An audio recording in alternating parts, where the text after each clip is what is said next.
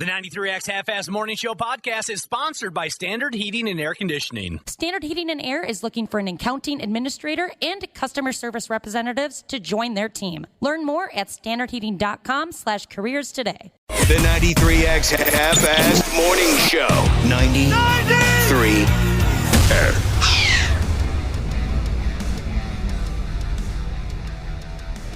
F me running. It ain't right. It just ain't right to be checking in so early in the morning, but, this is the gig we landed. Welcome to the 93X Half-Ass Morning Show on this glorious Tuesday. You look nice, Cubby. Oh, right back at you. I like your sweatshirt. Hey, thanks, What dude. do you got going on there? Go for sweatshirt. Is that new? No, this is older than the hills. Oh, is it? Well, you make it look new. I don't know what that means, but you look good. What a sweet character you are. You want to fire this nightmare up with an update on the life of a listener. Absolutely.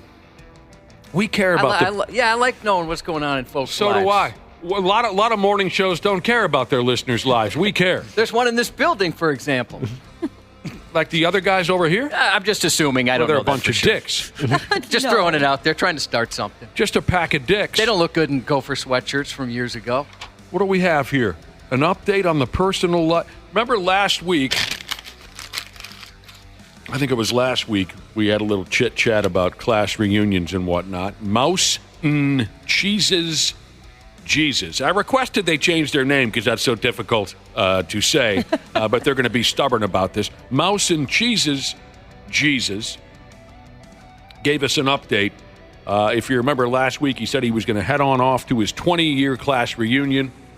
I think, if I remember right, he was not the most popular swinging D at his high school, so he was kind of wondering how it was all going to play out. We don't need to go crazy on this. I just like the way he delivers this text message, and we do care about the lives of our listening audience, where a lot of morning shows don't care.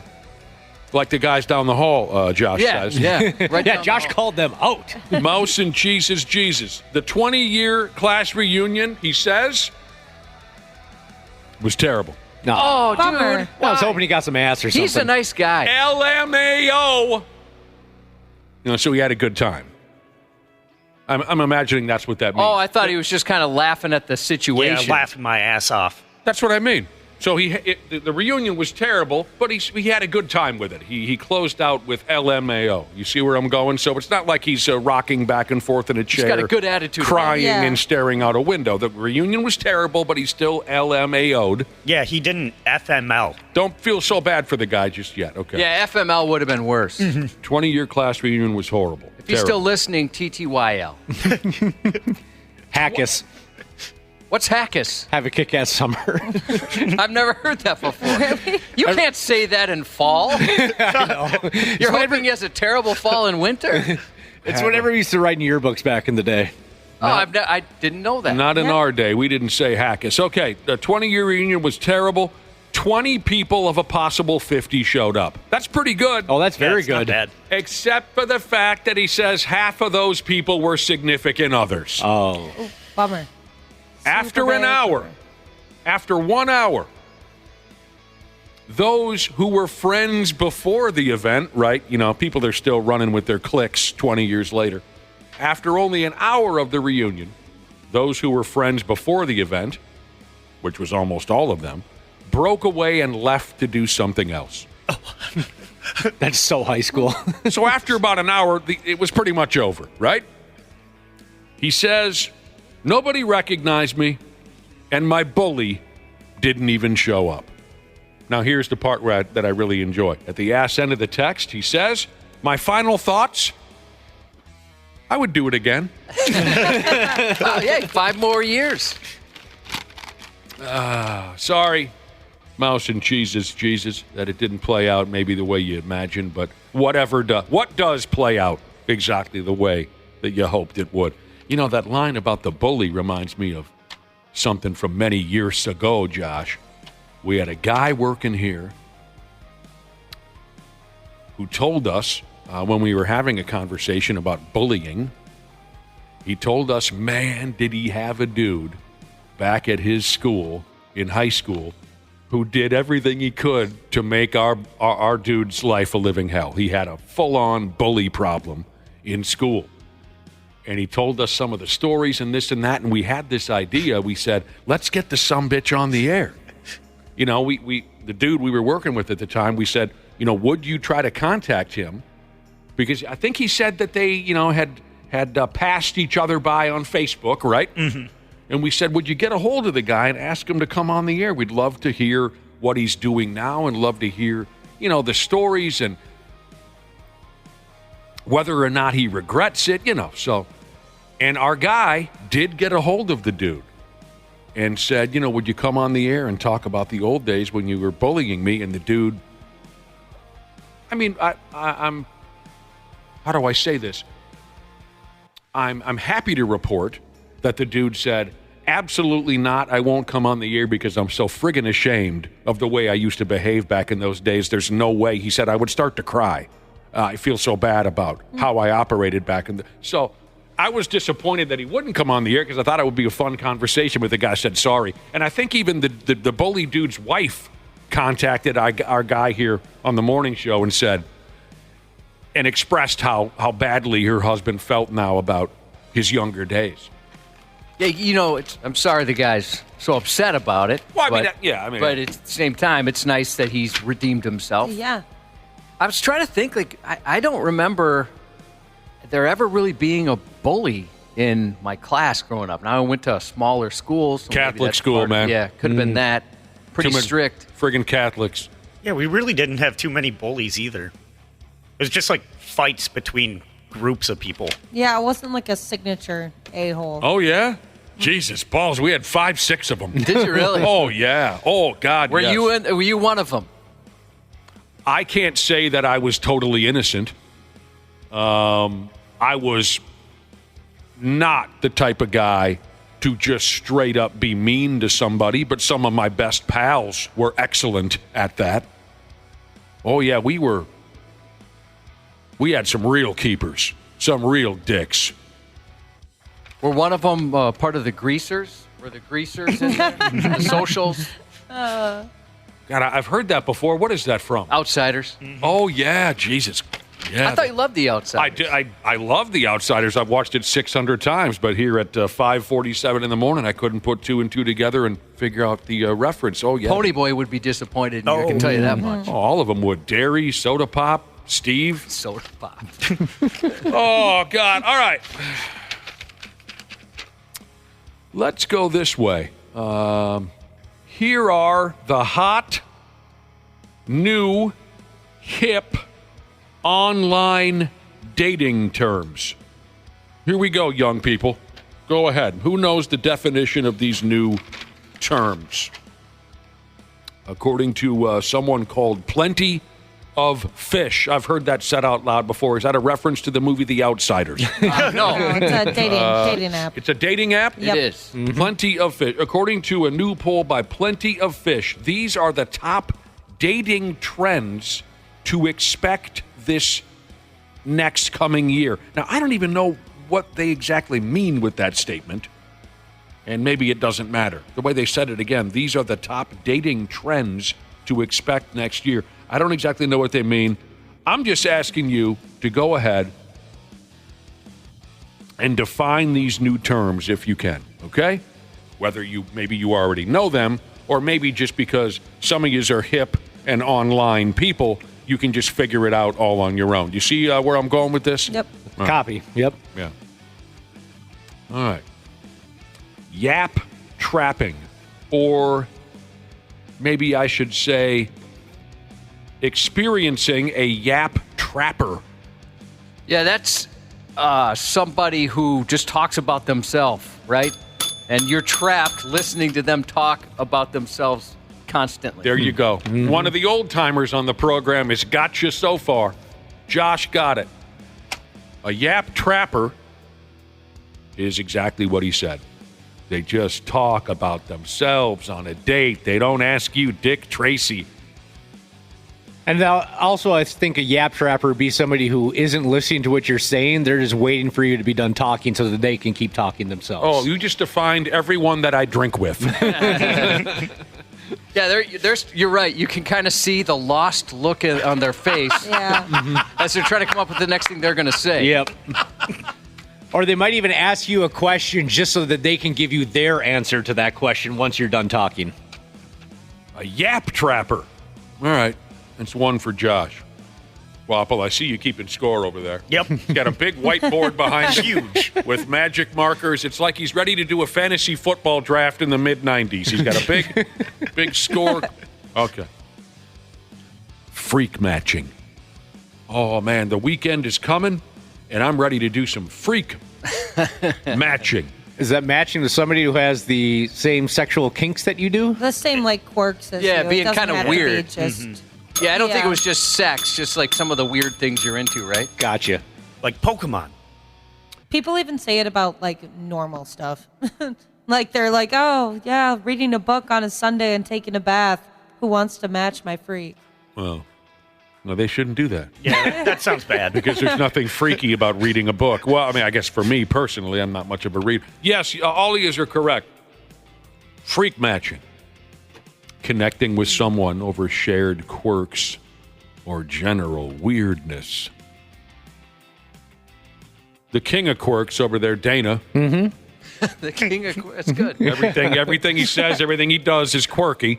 You got to have a story. You haven't, have you played around on social media and met some lady who also dresses like a fifth grader or something? I don't. So what about you and your fiance? Have you freak matched somewhere? Well, we did with our love of football. She's an obsessed Vikings fan. There's in our basement, there's a separate room that's a bar that's basically a Viking sports bar. So she is as obsessed with the Vikings as I am with the Buffalo Bills. So we have that in common, Dorks. and that we're very passionate about our favorite teams. So yeah, I could say we freak matched on that for sure. Where'd she grow up? Where's she from? She is from Plymouth. Oh, yeah? Mm-hmm. Yeah, so she's a Minnesotan cheering for the Vikings. Yes. And I am a Minnesotan that's cheering for Buffalo. Freak match. Freak match. Grim keeping. Am I saying that correctly? Grim keeping. Oh, okay. Grim keeping. And what? Wapple? Go ahead. Like keeping something from a past relationship. Not bad. Ooh. But you're wrong. Dang it. Get over to that whiteboard. All right, that's a big X Give for me. A big red X. You're eliminated. Just cross your name out altogether. Yeah, here I go. I'm just going to wipe it off. Sorry. Wait, say that Wobble. again. I thought it was like you're kind of like freak matching, but you're freak matching about like your things that are dark. Maybe, Yes. what is it called? Like true crime or... What did you say? I thought you kind of said that. He said keeping something like a material thing, keeping something from a past relationship. Yeah. Okay. Gotcha. Like you kept her dildo. Hey, when she moved out, you went through some drawers and said, man, she forgot her dildo. And you hang on to that as a keepsake so you can remember all those miserable nights where she preferred to use her dildo.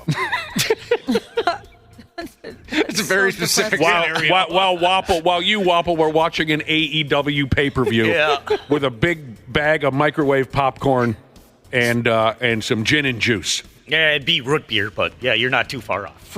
Not freak matching. Josh is right. Grim keeping is very similar to freak matching, bonding with someone over your darker side. Oh, it says here, many people have bonded over mutual hatred. I think that's kind of a big one, right? Mutual Yeah. hatred. Yeah. I think people, like at a workplace or something, nobody likes the boss or nobody likes a particular person. All right. These stupid terms. I'm just not a fan of this stuff. It's just so silly. It's like there's a group of 16-year-olds somewhere who just go out of their way to make up these fresh new terms so they can, at least in their mind, make the rest of us feel totally uncool if we don't know what they mean. You know what I mean? It's the manatees from South Park. Oh, definitely. That's Remember that episode? yes. That was it. That's how Family Guy's written, Right. Yeah. Mhm. Manatees. Yep. All right. Our next hip, new, apparently dating term, dating trend, whatever the hell. I don't even understand the language. I'll just throw it your way. What does it mean if you are smutting? I know an adult. I think this is a young person's game. It is being certainly, smut. yeah. But I know one adult that still feels that way. It's not smitten, it's smutting. Smutting. Okay, you know an adult that is currently smutting. Yeah, where they want their romance to be something out of a romantic novel or movie, or they want just like that type of romance. Sure. Like that passion. Like Kissing in the rain. Yeah, right. Like a real life version of something like that. Ripping each other's clothes off and just doing it on the kitchen counter or something. That's just silly. You know someone who, they express this to you. They say, I wish my relationship was more like, a dramatic movie. Oh, not just that, but they have it. There's a lot of specific details that need to be met before they're married, and it's all stuff that you could see in a romantic movie. Is this a male or a female? It's a male. You got to explain more. What do they want? Well, one thing they want is, I'm afraid to say too much. This is okay. I got. Now they have a name that could be used for a guy. I've already said too much. A guy or a girl, right? They have a name that could be used. Their first name for a guy or a girl. Their first name. If you heard the name, you wouldn't know if it was a guy or a girl. Gotcha. Okay. And they want their significant other they want to have a match where they just kind of randomly meet each other without knowing, and he wants her name to be the same, right? Just spelled the girl way. That's one particular one. What is happening here? I thought he was kidding at first. This is very strange. It's almost like you are discussing a movie right now. Right, yeah, that's what I mean. And he wants to have it has to be a chance meeting, right? So it has to be a chance meeting. Does this guy realize it's not going to happen? I did bring that up. Like, this is a said, dude, you're really limiting things right Yeah. here. What else does he want? Well, he has ideas like how the wedding should go. He's got it all planned out. I have to say that I've never heard a dude with this point of view ever. I haven't Not either. even close. Well, it's like that's a young person's game to me. Right? They haven't had enough real life experiences, so they're just basing it on movies. Oh, it's a young person. No. I'm just saying this. To me, this term would describe a young person, but no, he's my age. Or 2 years younger than me. Has he ever been married before? No. Oh, okay. That's what I'm saying. He's not marrying her. There's also some religious elements to it, but he's not marrying her until he meets this girl. This is one of the by weirdest chance. things I've ever heard. Have I met this person? You might have. All right. Wow. If you're wondering, Nick, if it's from one particular side of the family, yes. Okay. That might explain it a little bit. I'm starting to get a little better idea as to who I'm dealing with here. That is one of the strangest things I've ever heard. I mean, has this dude spent most of his life just in his grandmother's basement watching what's the term again? Romantic comedies? I don't know. I don't know what prompted any of this. A lot of the Hallmark There's Channel. some religious stuff. No, it's not Dana. People are saying, we're getting a lot of texts saying, wait, a name that could be a guy or a girl, is it Dana? No. Not And Dana. he has expressed this to you. Does he express this to a lot of people? I hope he doesn't run this by too many people. They're gonna think he's nuts. Yeah. Boy, I couldn't would. tell you how many people he tells it to. That's but- really interesting. I've never heard a guy come off like that in my life. Yeah, I was told that this was happening, right? And I said, there's no way. That can't be right. That specific, whatever. And then at a little bit of a reunion type deal, it was all true. Ashley, have you had girlfriends who have had that kind of outrageous idea, fantasy of how they want relationships to begin or how they want relationships to go? That sounds so much more like something a gal would come up with. No, I haven't. Okay. Actually. So that's good. I mean, when I was like a child, we all thought that because of like princesses and yeah. But now, no. Prince Charming. We all understand now. It's a throwback to a off-air conversation. It's Prince Charming. Charming. We practiced our INGs off there. We did. Like a bunch of fourth graders in a speech class, we all practiced our INGs. And it was only 2 days ago, and then Dana has to go ahead and say Prince Charming. You guys nailed it off air. It just took a couple, just a little bit of practice rounds. Some practice. It's was early. happening, yeah. That story is so interesting to me, Josh. I got to meet this person. This guy who has these specific kind of Very specific. movie moments that he requires in order for a relationship to happen or a marriage to happen? Well, okay, you asked, like I said, there's religious aspects, and I don't want to get too much into it, but Religious? basically he had a vision, right, that God was communicating to him, and your face says it all. Oh, is that so right? that's where it kind of started. So God told him a romance movie. Oh, Yeah, no. So it's like- that can happen. Now I get the big picture. He can't even use a dating app to try to help find this person. Not either, unless right? God directly Yeah. messages him. Yeah. If God directly messages him and says, get on those dating apps, then he'll get Yeah, on. because then it would be easier to find that same name. You No. just gotta swipe. Yeah, right, exactly. You You could know? probably search for it, Yeah. I would think. Yeah. This is a little different, but I've mentioned to everyone here before that I've got a buddy whose sister married a guy that has the same name as him, right? As her. No, as him. One more time. A friend of mine's sister married a guy who has the same name as him. As her brother. Yes. Got it. And she wanted her husband to take her last name, so Oh, whoa. there'd be two. And it creeped him out a Daniel little bit. Jones. Yeah, Yeah. so That's like weird. if your sister married an Andrew Wapple, Yeah. and she wants him to take your last name, so there'd be Andrew Wapple, my husband, and my brother. Well, and then there's also my dad. That's Andrew Wapple. And then my grandpa. my That's grandpa even is weirder. Andrew Wapple. Well, actually, you know what? That almost makes a little more sense. Yeah. Well, that's I know plenty of those deals where all the men are named the same name. It's obnoxious. Yeah, I was born on Father's Day, so I got my dad and grandpa's first name and then my mom's dad's middle name. All right, one more of these. I got totally lost on that.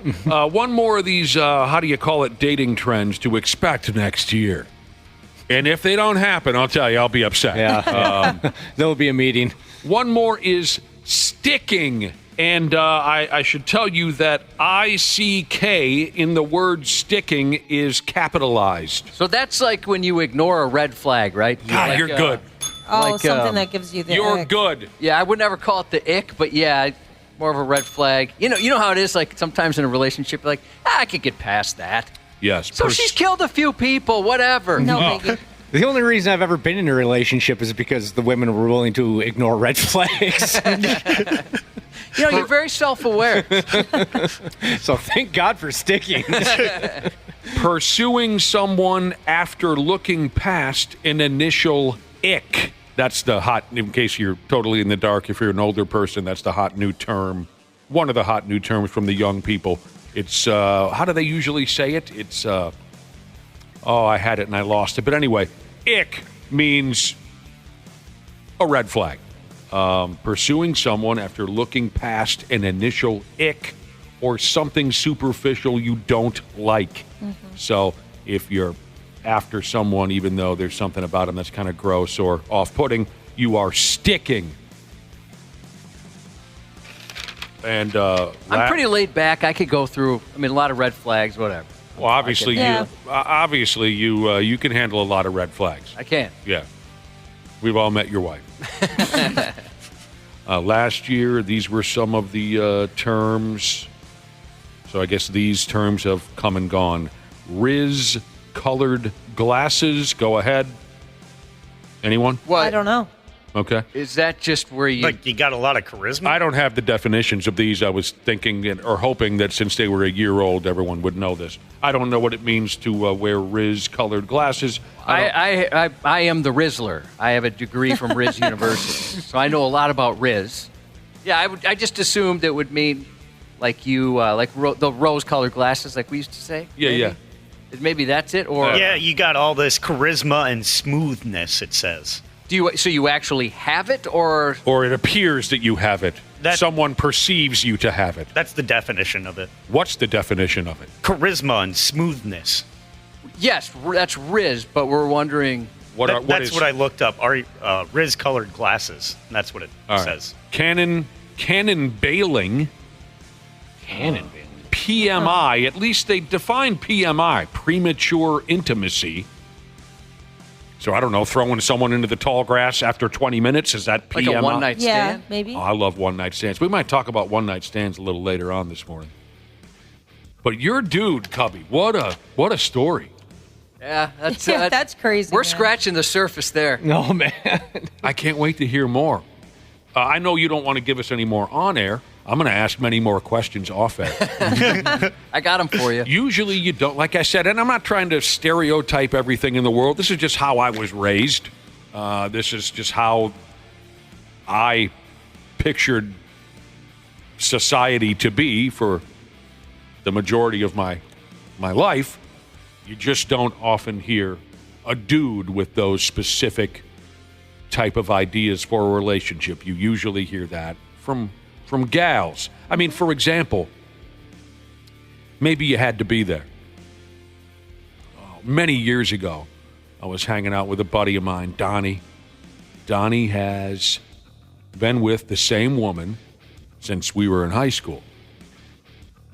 And so this is quite a few years ago, but Donnie and his woman had probably been together for about 15 years, And somebody asked the two of them, Donnie and his wife, an older lady, asked Donnie and his wife, so you guys have been together since high school. How did it all start, right? And Donnie's wife told a 20-minute story. Well, at first I didn't like him. I thought he was arrogant. But in history class, he did this and that. And then I noticed his smile. And when I first got to know him, I thought maybe he could have been a little more this and a little more that. But as he got older, he said this and did that. She went on and on and on about why from the get-go and why all along the way since then she has remained with Donnie. What it was that what she was drawn to and what she didn't like about Donnie, right? She wraps up her story, and then the old woman who asked the question, how did you two get together, turns to Donnie for his take on that. And Donnie says, I was just looking to get some ass. That's what I usually hear, between. I mean, my wife and I, we weren't, she had her hair up and glasses on, right?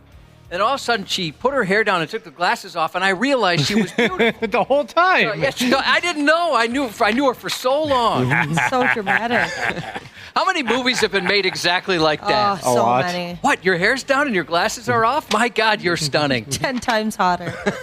My favorite scene of all the movies and television shows where the nerdy gal with her hair up and her glasses on, when she removed them, she became gorgeous. My favorite, Cheers, when Lilith took her hair down in front of Frasier and he fell in love with her. Does anyone remember that scene? Yes. Lilith was an underrated babe. Oh, my God. Yeah, there was something about her. She was stunningly hot. Bebe Newworth, I think, is the actress's name. Lilith is scorching hot, and she always has been. But there's that old scene from Cheers where she takes her hair down, and Frasier says, I'm going to kiss you. I'm going to kiss you long, and I'm going to kiss you hard, but make no mistake about it, I'm going to kiss you. In fact, I'm going to kiss you like you've never been, and then she plants it on him. Cheers, 92. We got to take a break. Dick Bremer coming on later on with us at 7:30. It'll be our final conversation with Dick Bremer, which is bittersweet. It is. Yesterday I called the Twins hotline. Excuse me. And Dick Bremer's still on there. Oh, yeah? And he's, doing the press 1 for this, press 2 for that. I called twice. I remember that. I love hearing his voice. Yeah. How could you not?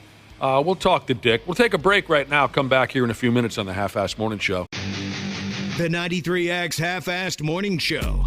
Did you know that Standard Heating opened its doors over 90 years ago? That's right. Tony Ferreira opened the doors in 1930, now ran by his granddaughter Claire Ferreira. Call Standard Heating and Air Conditioning today and experience the customer service and care that holds true today. Are you looking to improve your work-life balance with excellent benefits like 401k match and even tuition reimbursement? Standard Heating and Air is looking for an accounting administrator and customer service representatives to join their team. Learn more at standardheating.com/careers today. This episode is brought to you by Progressive Insurance. Do you ever think about switching insurance companies to see if you could save some cash? Progressive makes it easy to see if you could save when you bundle your home and auto policies. Try it at progressive.com. Progressive Casualty Insurance Company and Affiliates. Potential savings will vary. Not available in all states. Stupid news on the Half-Assed Morning Show.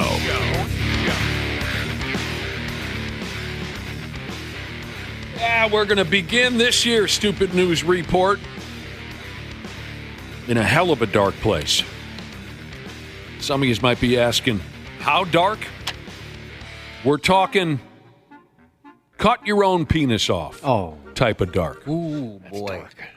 We're talking hack your own penis into separate individual pieces type of dark. We're talking placing those individual pieces into jars. Dark. We're here talking about then placing the jars with the individual penis chunks in snowbanks, so I assume they can stay nice, cold, and fresh. Type of dark. When are you going to get to the dark part? You know what's those steps? You mentioned each step in the horrible, abhorrent process there. Yes, my son. They're not small increments. Those are giant leaps, believe it or not. Yeah. I mean, obviously, cutting your penis off. Woo, boy. But then the pieces isn't just like a natural progression. That, to me, that's even woo, boy, woo, boy. Yes, you're doubling up on woo boys. Yeah, everything is double. Like even the guy that chopped his penis off and then cut it up in pieces, you jarred it? That guy's going to be confused as well. Then he jarred them. There are multiple jars, and then stored them in snow banks. I don't think I have a 2-jar penis. Honestly, I'd be lucky if I had. I could probably get 2 jars out of it, but that's about it for me. Maybe just a shot glass penis? Yeah, the jar doesn't need to be big. This horror movie scenario took place in, how do I say this again? Austria. And the blame for this lunatic activity is being placed on what they're calling here a, quote, magic mushroom-induced psychotic breakdown ski. Boy, you got to be careful with that stuff. I mean, if you remember, that's what they blamed that pilot on that American Airlines flight. Remember when he went all nutty and tried to bring down the plane? I don't. He was off duty. Supposedly he took some of those magic mushrooms. But they use it to treat people. And we've had people text in who've had some, issues mentally, saying it's night and day, the difference when they're able to do it correctly. So this here dude, and we'll get to that, some of what you just mentioned, Josh, in just a second. This here Austrian dude, who must have been born half mule, he hacked off his own special purpose with an axe. Oh. Wow. After he dumped a few of those psychedelic mushrooms down his half mule yapper. This guy's 37 years old at this point. They say he had a history of alcohol abuse. Now, I'm going to assume that mixing effing psychedelic mushrooms with hooch didn't help. He was at home alone when he went all sideways like this. Now, but here's something Josh was just saying.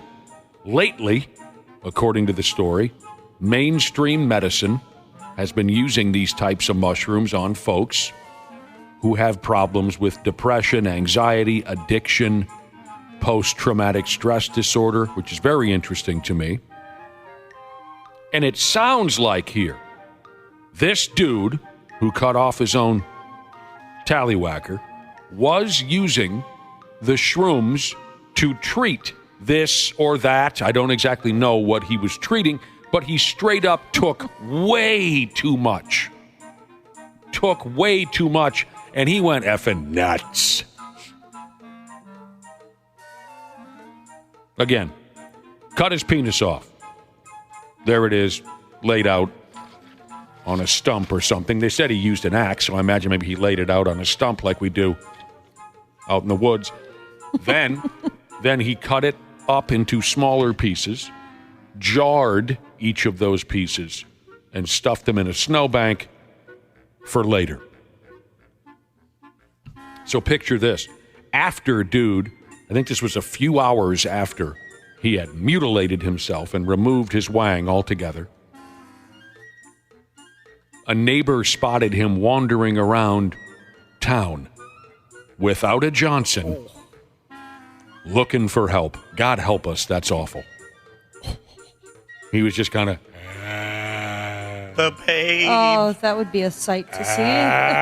No penis.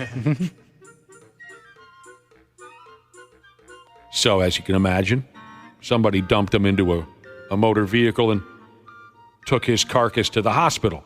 Oh, the blood. That's good. The blood. And then someone went and collected the jars with the pieces in it.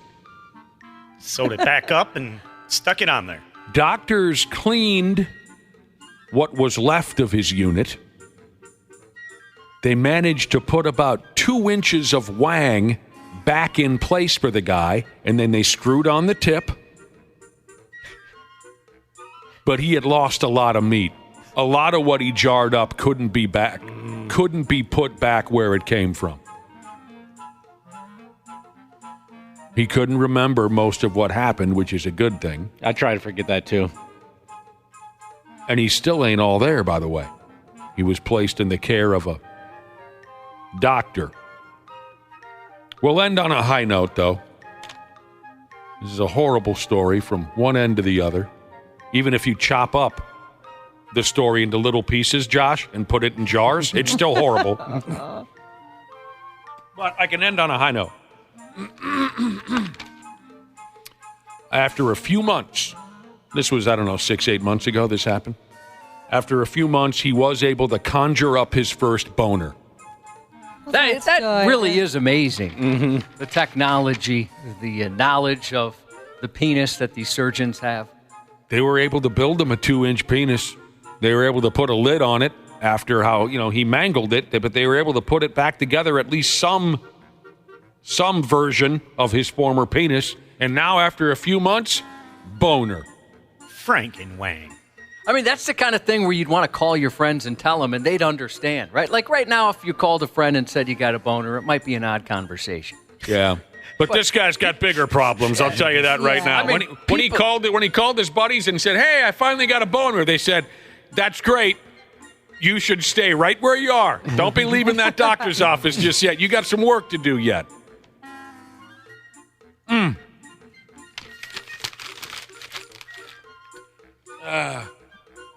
That last line about how he was finally able to conjure up wood, it reminds me of one of my old beer league hockey buddies.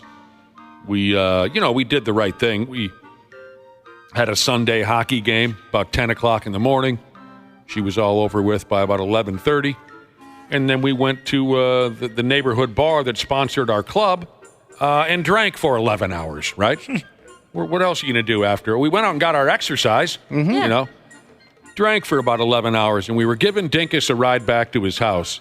It's like midnight now, for God's sake, just miserable. Everyone's miserably drunk and tired.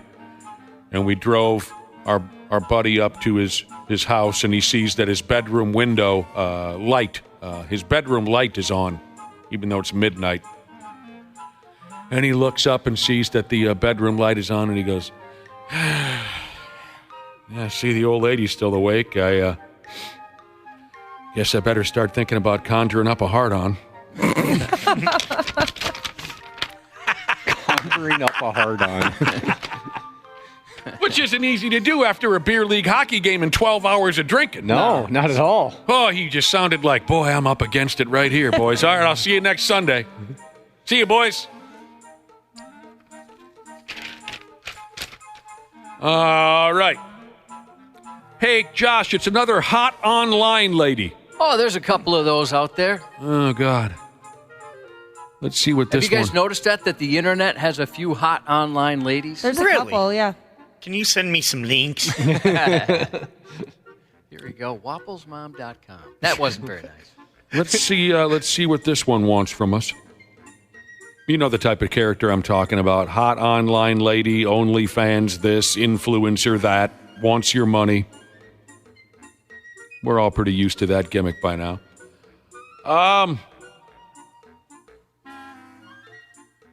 Oh, I see where she's going with this.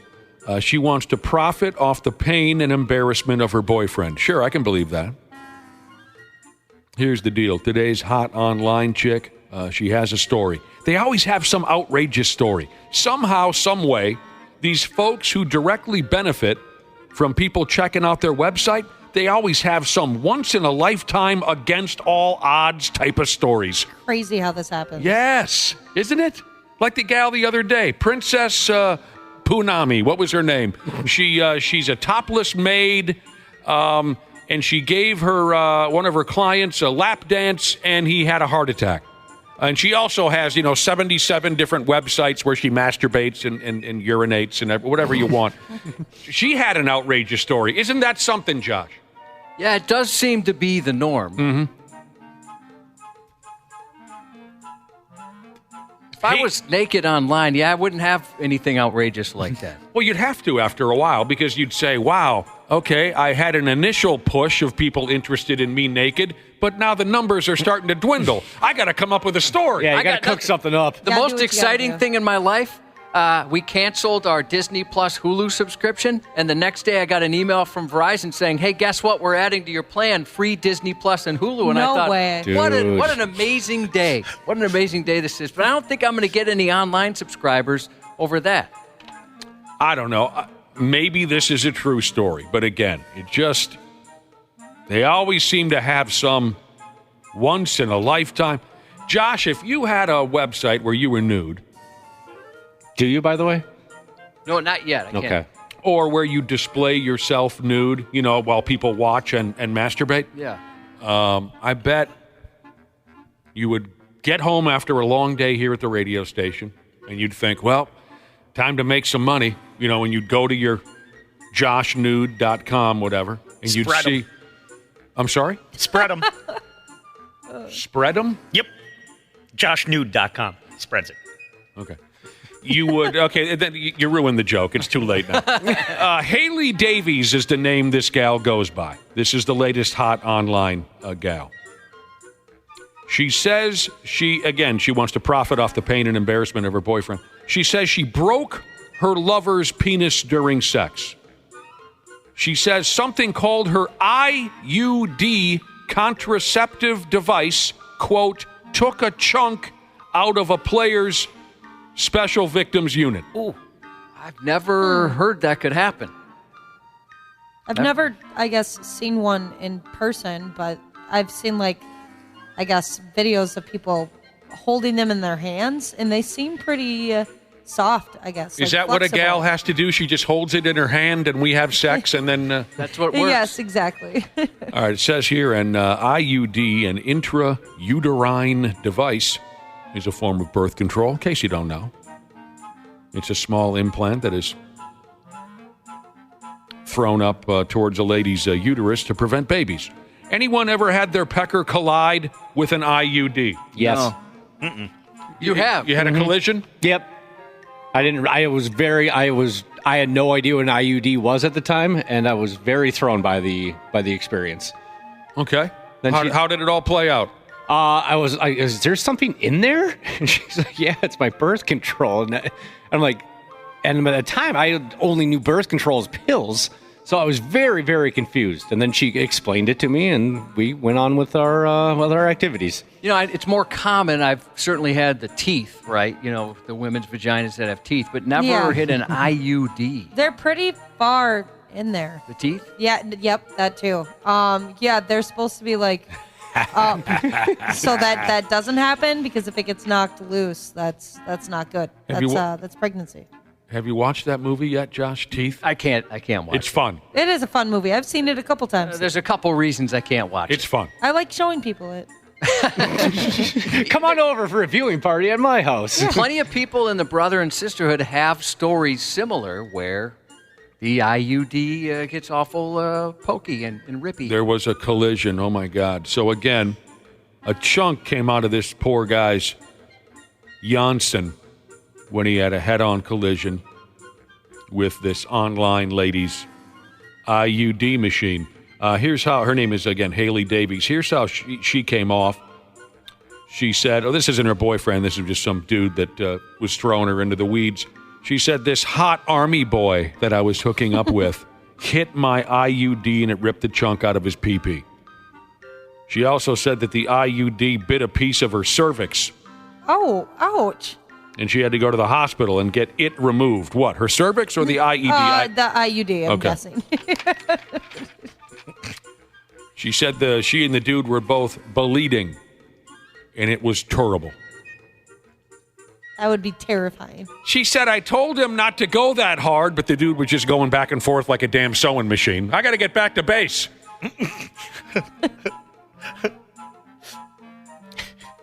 Ooh, Cubby, they were doing it in your preferred style. Which, cowgirl? Missionary. Oh, no, I like cowgirl. No, you don't. You yeah, like where missionary. I'm on top of the wife, kind of sitting on her, you know what I'm saying? Well, bouncing up and down on her. I love cowgirl like that.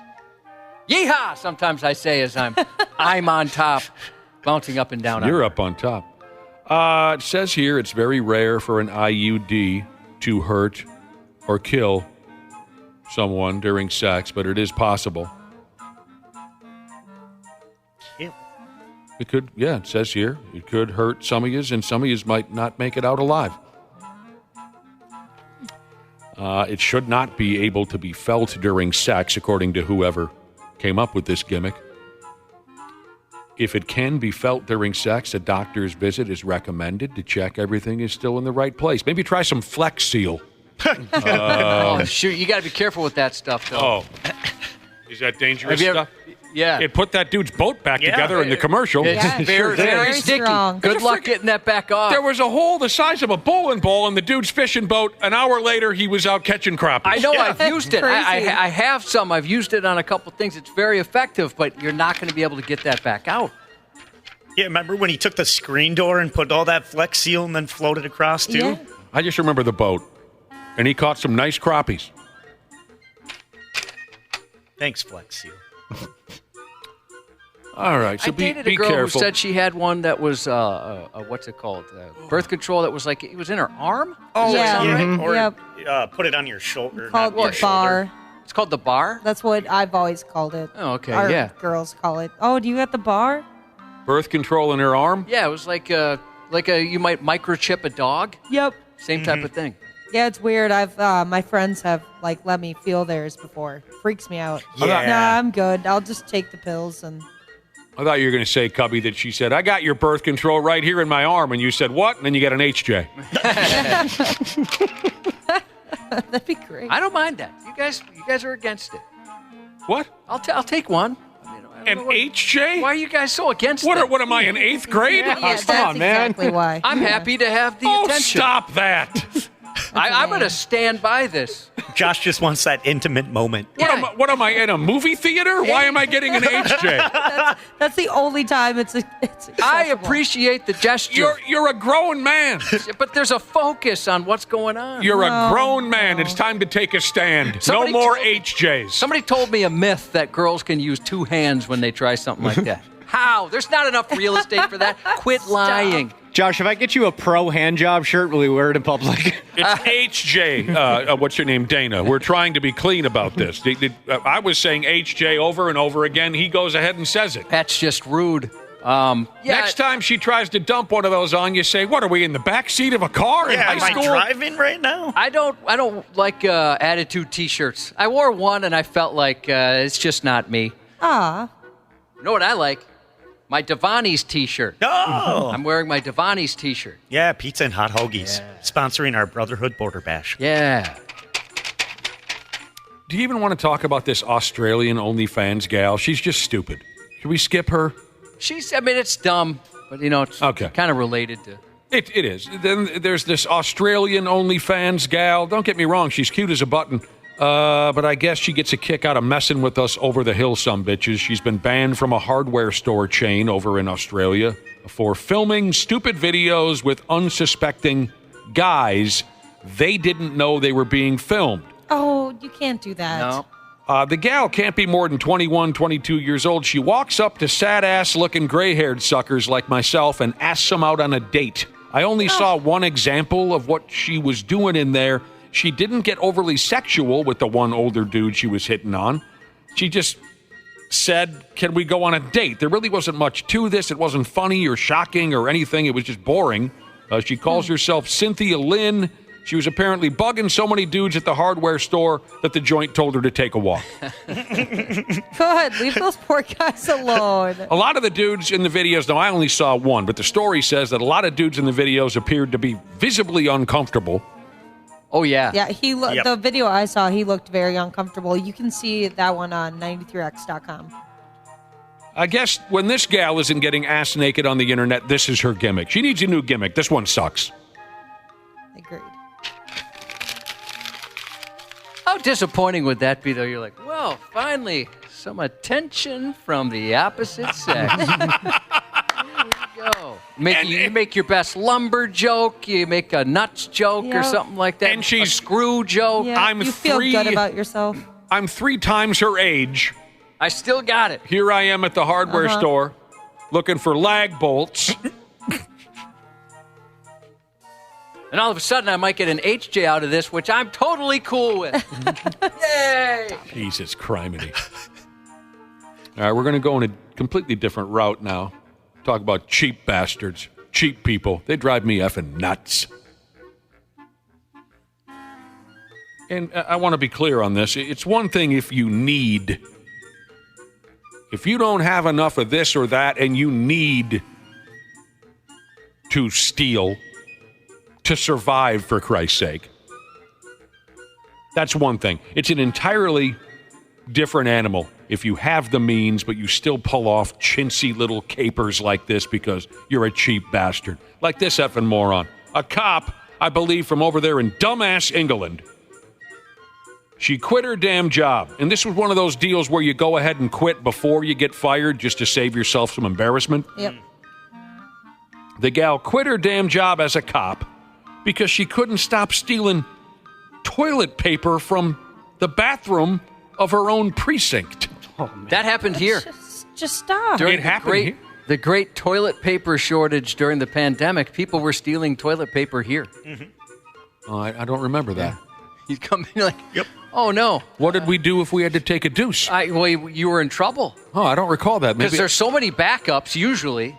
Yeah, usually it's like a pyramid of backup toilet paper. Yeah. So did you guys go into the bathroom to take a duke and there was nothing there for you? Had to use a sock or what? No, to bring in the toilet paper when we get very congested sometimes. So I'd bring it in here for our noses and whatnot. Oh. And, you'd show up on Monday and they'd restocked it. And by Tuesday, it's gone. I'm surprised I don't remember this because I'm the dookiest guy in the building. You are dookie. Well, they would leave the rolls in the little roll dispenser. Mm. I mean, I wonder if they ever figured it out because like 5 people came in here. And I know it wouldn't be you guys. Yeah. I actually didn't even work here at the time, but I came here just to steal toilet paper. Oh, so it was you. It was him. Bastard. This gal, I mean, how embarrassing. How could you tell your parents or your friends how you lost your job? Oh, stealing toilet paper from the bathroom. I mean, right. You're at the cop shop. My folks would be... Steal something cool. Yeah, like how much did she have to steal to where it was a problem? She was doing it for months. She goes by the name of Julie Smith. She reportedly snatched rolls of wipe from the precinct and then stashed them in her police cruiser to take home. She did this on 3 separate occasions. It was going on for months. She already turned in her badge. You know, as an adult, when you become an adult, there's so many dumb things you got to pay for, right? Insurance, laundry detergent, all this stuff when you're a young person you don't have to worry about. I wonder if that's part of it for her. Like, I don't want to waste my money on toilet paper. These purchases suck. They're no fun. It's just being a cheap bastard. Your water bill, your electric bill. What the hell is wrong with you? Hulu. Weekly Botox. IUDs. Those are expensive. Are they really? I have no idea. I'm sure there's a discount IUD out there somewhere. I'm sure this one's only 50% effective. That's what I want to save my money on. Yeah. Let's Birth cut control. corners. Cut corners on that one. Hey, ladies, are you looking for an IU deal? Perfect. Donnie's IUDs on Lake Street. So anywhere from 0 to $1,300. $1,300 effing dollars. Depending on your insurance and I guess whatnot. cheaper than a kid, right? Yeah, we'd have to break it all down, but Yeah. I think so, Ashley. Pulling out is free. Yep. And if a total fail-safe. I had to say that to a doctor, not the free part, but he was asking when we were going through fertility stuff, asking, well, what's the birth control method? And I didn't know how to say it. I'm like, Yeah. pulling out? That's always awkward when they ask you that. They always ask women that. Oh, at the do they doctor, really? Yeah. Yeah, I'd never been asked that before, and we had a moment where we looked at each other, and it was very awkward. I dig it. There's some Then I doctors remembered that- what they taught me in sex ed, the withdrawal method, right? Isn't that what they used to teach? What? I didn't know that. Some doctors like to make it easier, though. They'll just be like, so oral contraceptives or anything like birth control? And you're like, no. And they're like, condoms? No. You guys Other have been- ways? Yeah. Okay. Sounds good. You've been asked direct questions about birth. Well, I suppose, Josh, you were going through fertility. It was a fertility thing, Ashley, yeah. you've been asked directly about. Oh, I suppose, ladies, you feel different questions than we do. Yeah. I've been asked about every physical. What do you mean? thing. Yeah, Wapples over like, yes, Yep. they do. Yep. Well, what the hell do you know about it? Like, No, I'm in all there. the time. I always get my lady physical. Oh, you do? Oh, you probably do for one. He's always coming in here like, guys, another wonderful pap smear. I have to leave early. He never skips one. And Dana, what were you saying? I've been asked the birth control question before about if you're having safe sex or not during physicals. Well, no, but sure. But did they ask you specific? What are you using? I think, I believe Yeah. so. Oh, I don't. I've Really? Never, Yeah. No. I was asked never- condoms and stuff. Like with our work physical? Yeah. Yeah. Yeah, the fertility thing is the only time I've ever been asked that, and I was kind of shocked. They probably looked at Wapple and Dana and thought, okay, these guys have never had sex. I'm going to ask them specific questions to see if they... What's your birth control method? I have to I see use a hammer. Well, no, that's not... For Dana, it's his Nintendo obsession. Mine's never- wrestling. Certainly they ask you about your sexual background. Are you, are Sexually active, that's as far as they get, usually. Yeah, the only time I've been asked specifics is when my nuts gave way on me, when I had testicular torsion. Then they asked me, have you been having, I'm trying to remember how they said this. Have you had any, Hot sex. well, it wasn't hot. Something like, maybe it was not devious. Anyway, they asked me, more or less, have I had a lot of sex? And there's a word in there that I can't remember. But yeah, they asked me specific questions when my nuts felt like they were going to explode in my pants. That was testicular torsion. Other than that, I can't imagine why the doctor would ask me, well, what are you using? Condoms? I can't imagine why they would do that. Yet the only time they use safe is you fill out that questionnaire. Are you sexually active? And then do you feel safe in your relationship? That's the closest. Yep. Cubby established earlier that he likes those HJs. I do. Like a sixth grade kid. I don't like to mix sixth graders in with sex, but if you're asking me if I like HJs, I do. You would have enjoyed my night in the hospital when I had testicular torsion, because just about everyone in the building, while I'm laid out in a hell of a lot of pain, any of you folks who have had testicular torsion, especially you men, that's a lot of pain. I'm laid out in the bed in total misery. I bet you 12 to 14 different people came in and handled my gear. Oh, yeah, been there. What do you think of this? Does that hurt? Yes. The prior 7 people, I gave them the same answer. Yes, it hurts. Oh, that sucks. It did suck. Yeah, I told you one of the times that I had to be evaluated, it was essentially the start of a porno movie, and it did nothing for me. You said you would have loved it. What's that now? One of the times that I had to get checked, the urologist guy comes in, and pardon the pun, but he was a dick. He was not a cool guy. He was a jerk, and he had 3 female students with him. Oh, yeah. And they said, hey, do you mind, this is we got some students here. Could we have a student come in? And I was too scared to say no. Oh. And then all of a sudden, 3 young ladies come in there. I'm like, oh, my God. I'm already so embarrassed. And they all touched your pee-pee? It was my testicles. Taking selfies with it? No, nothing like that. And there was one of the girls was so nervous, and then that made me more nervous, and the guy was such a jerk to her. Oh, boy, that was terrible. Oh. Nothing like what you guys have described in porno movies. Nothing He's at all. yelling at her while you've got your penis Grab it. out. Yeah, you guys Really are get a hold of that sucker. You guys are picturing like the old nurse's outfit with the red cross on there and the weird hat and stuff like that? Nothing like that. All that stuff sounds pretty hot to me. Pretty hot. Nah, it's the opposite. Sports on the 93X Half-Assed Morning Show. Number 2 from Georgetown, number 55, Dikembe, Mutombo. Down the lane, here comes Dikembe. Deep is up for the slam. Mutombo says no. This could be his first shot. It is. Dikembe said no, not in my house. A can against Mutombo, and Dikembe says no. Clarence and Mutombo says no. Mutombo shaking his finger. Well, F me running. Dikembe Mutombo has died. I didn't even know the man was sick.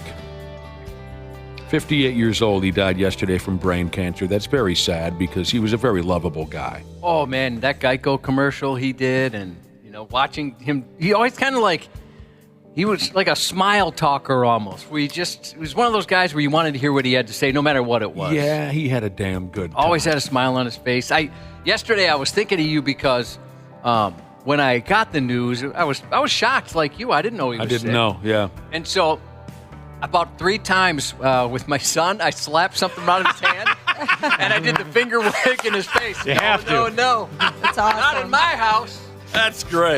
He had no idea what I was doing, and at the 3rd time, he was ready to kick my ass. But I had some fun with it. A great defensive player in the NBA for many years, Dikembe Mutombo, and man, when he was going to Georgetown, he was just dominant. Nearly 20 years in the NBA, and off the court, he was a very charitable guy. Came from the middle of nowheres in the Congo and did every damn thing he could to help. Similar to the stories we've told about Manute Bol and Akeem Olajuwon. Something about guys from that region. When they hit it big, they share it with everyone, and it's wonderful to have people like that around. Dikembe Mutombo is gone. But we'll always remember the big man. One of the things I always enjoyed about watching Dikembe Mutombo on television, I enjoyed watching him play, but I'm talking about when he would sit there and be interviewed. Why did he always sound like he had a terrible strep throat? Oh, my God. Remember that about him? Yeah. Dikembe, how's it going? He always sounded like you had to be there. I like that guy quite a bit. What else is going on? Jesus, Pete Rose died. Yeah. Now we got Dick Bremer coming up at 7:30 and Randy Shaver. And I'm sure they have plenty to say about the passing of Pete Rose. Like, pretty sudden, 83 years old. Just over the weekend, he was at an autograph show. One of the greatest hitters to ever live, if not the greatest. A lot of baseball today. Round 1 of the playoffs kickoff. We'll talk about that a little later. And real quick, before we go, we were talking a little bit about birth control during our stupid news. IUDs and those friggin' wildly uncomfortable condoms and pulling out. And what else is there? Pills, right? Pills. Yep. All different kinds of birth control. This text message from a listener cracked me up. This is a saying that he and his friend have every summer. What summer means to them. Do you want to hear it? Of course. Twisted teas and Plan Bs. That's what summer mean. We'll be right back with Josh's news report. The 93X Half-Assed Morning Show. Did you know that Standard Heating opened its doors over 90 years ago? That's right. Tony Ferreira opened the doors in 1930, now ran by his granddaughter Claire Ferreira. Call Standard Heating and Air Conditioning today and experience the customer service and care that holds true today. Are you looking to improve your work-life balance with excellent benefits like 401k match and even tuition reimbursement? Standard Heating and Air is looking for an accounting administrator and customer service representatives to join their team. Learn more at standardheating.com/careers today. Every week, Michael Rosenbaum is getting deep with someone new on the Inside of You podcast. Actor James Marsters. Are you somewhat content? Do you still stress a lot? If anything, I feel guilty that I have it so good. If you make the decision to be an actor, the deal is poverty. I don't understand. How did I get here, you know? And the answer, how did I get here, is really one audition one day for Buffy the Vampire Slayer. Inside of You with Michael Rosenbaum, wherever you listen. Half-assed morning show. 93X. Throw in a little breaking news, a little sad news that I just received as well here in the last inning. My father called me and I confirmed it. Pete Rose passed away today. It's hard. Just to be able to have lost Pete Rose today is a big hit for a lot of baseball families. So it's a tough one right now. It's always sad when heroes from your past pass on, but also a thrill as well. I'm lucky to have lived in a time when he lived. 4,192 hits, and then he said, you know what, that's not enough. I broke your record. I'll raise you 1,200. And he did. As we mentioned moments ago, Pete Rose, the baseball legend and all-time hits leader, whose historic career was followed by a lifetime ban over a gambling controversy, has died. Pete was one of the greatest baseball players to ever grace the diamond, earning 17 All-Star Game nods, winning 3 World Series and the 1973 National League MVP. He accumulated an astounding 4,256 hits over his 24-season career. Everybody on their feet here in Cincinnati and a worldwide television audience watching here at Riverfront Stadium. 2-1 pitch from Schaub into left center. There it is! Rose has eclipsed Cobb. That's number 4,192. For Pete Rose, this certainly his crowning achievement. And for baseball, a game that grows from its past and finds warmth in statistics, this is one of the all-time great moments. Hanging up his spikes as a player in 1986 and managing the Reds for 6 seasons, he also became the first member of the Hall's celebrity wing of the WWE in 2004 after making several appearances at WWE pay-per-views. The 83-year-old Hall of Famer of the WWE passed away yesterday at his home in Vegas. No word on the cause of death.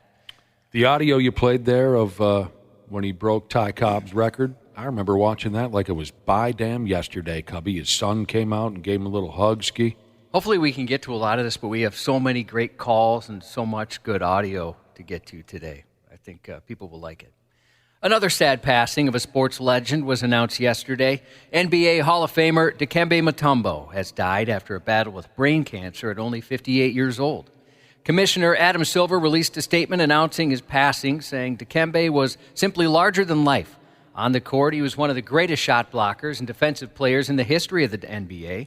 Off the floor, he poured his heart and soul into helping others.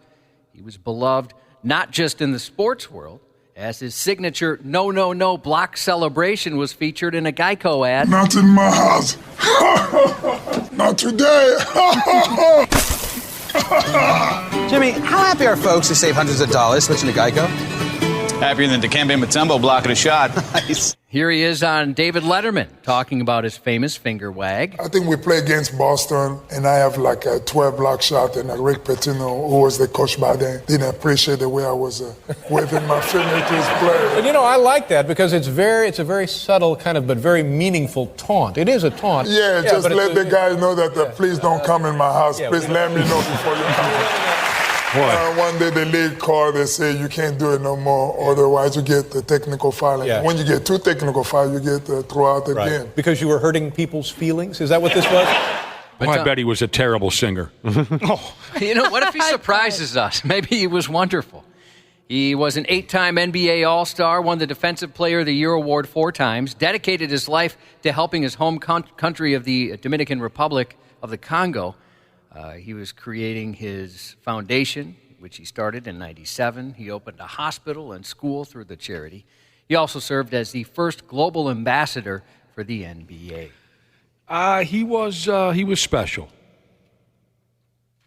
He was certainly special.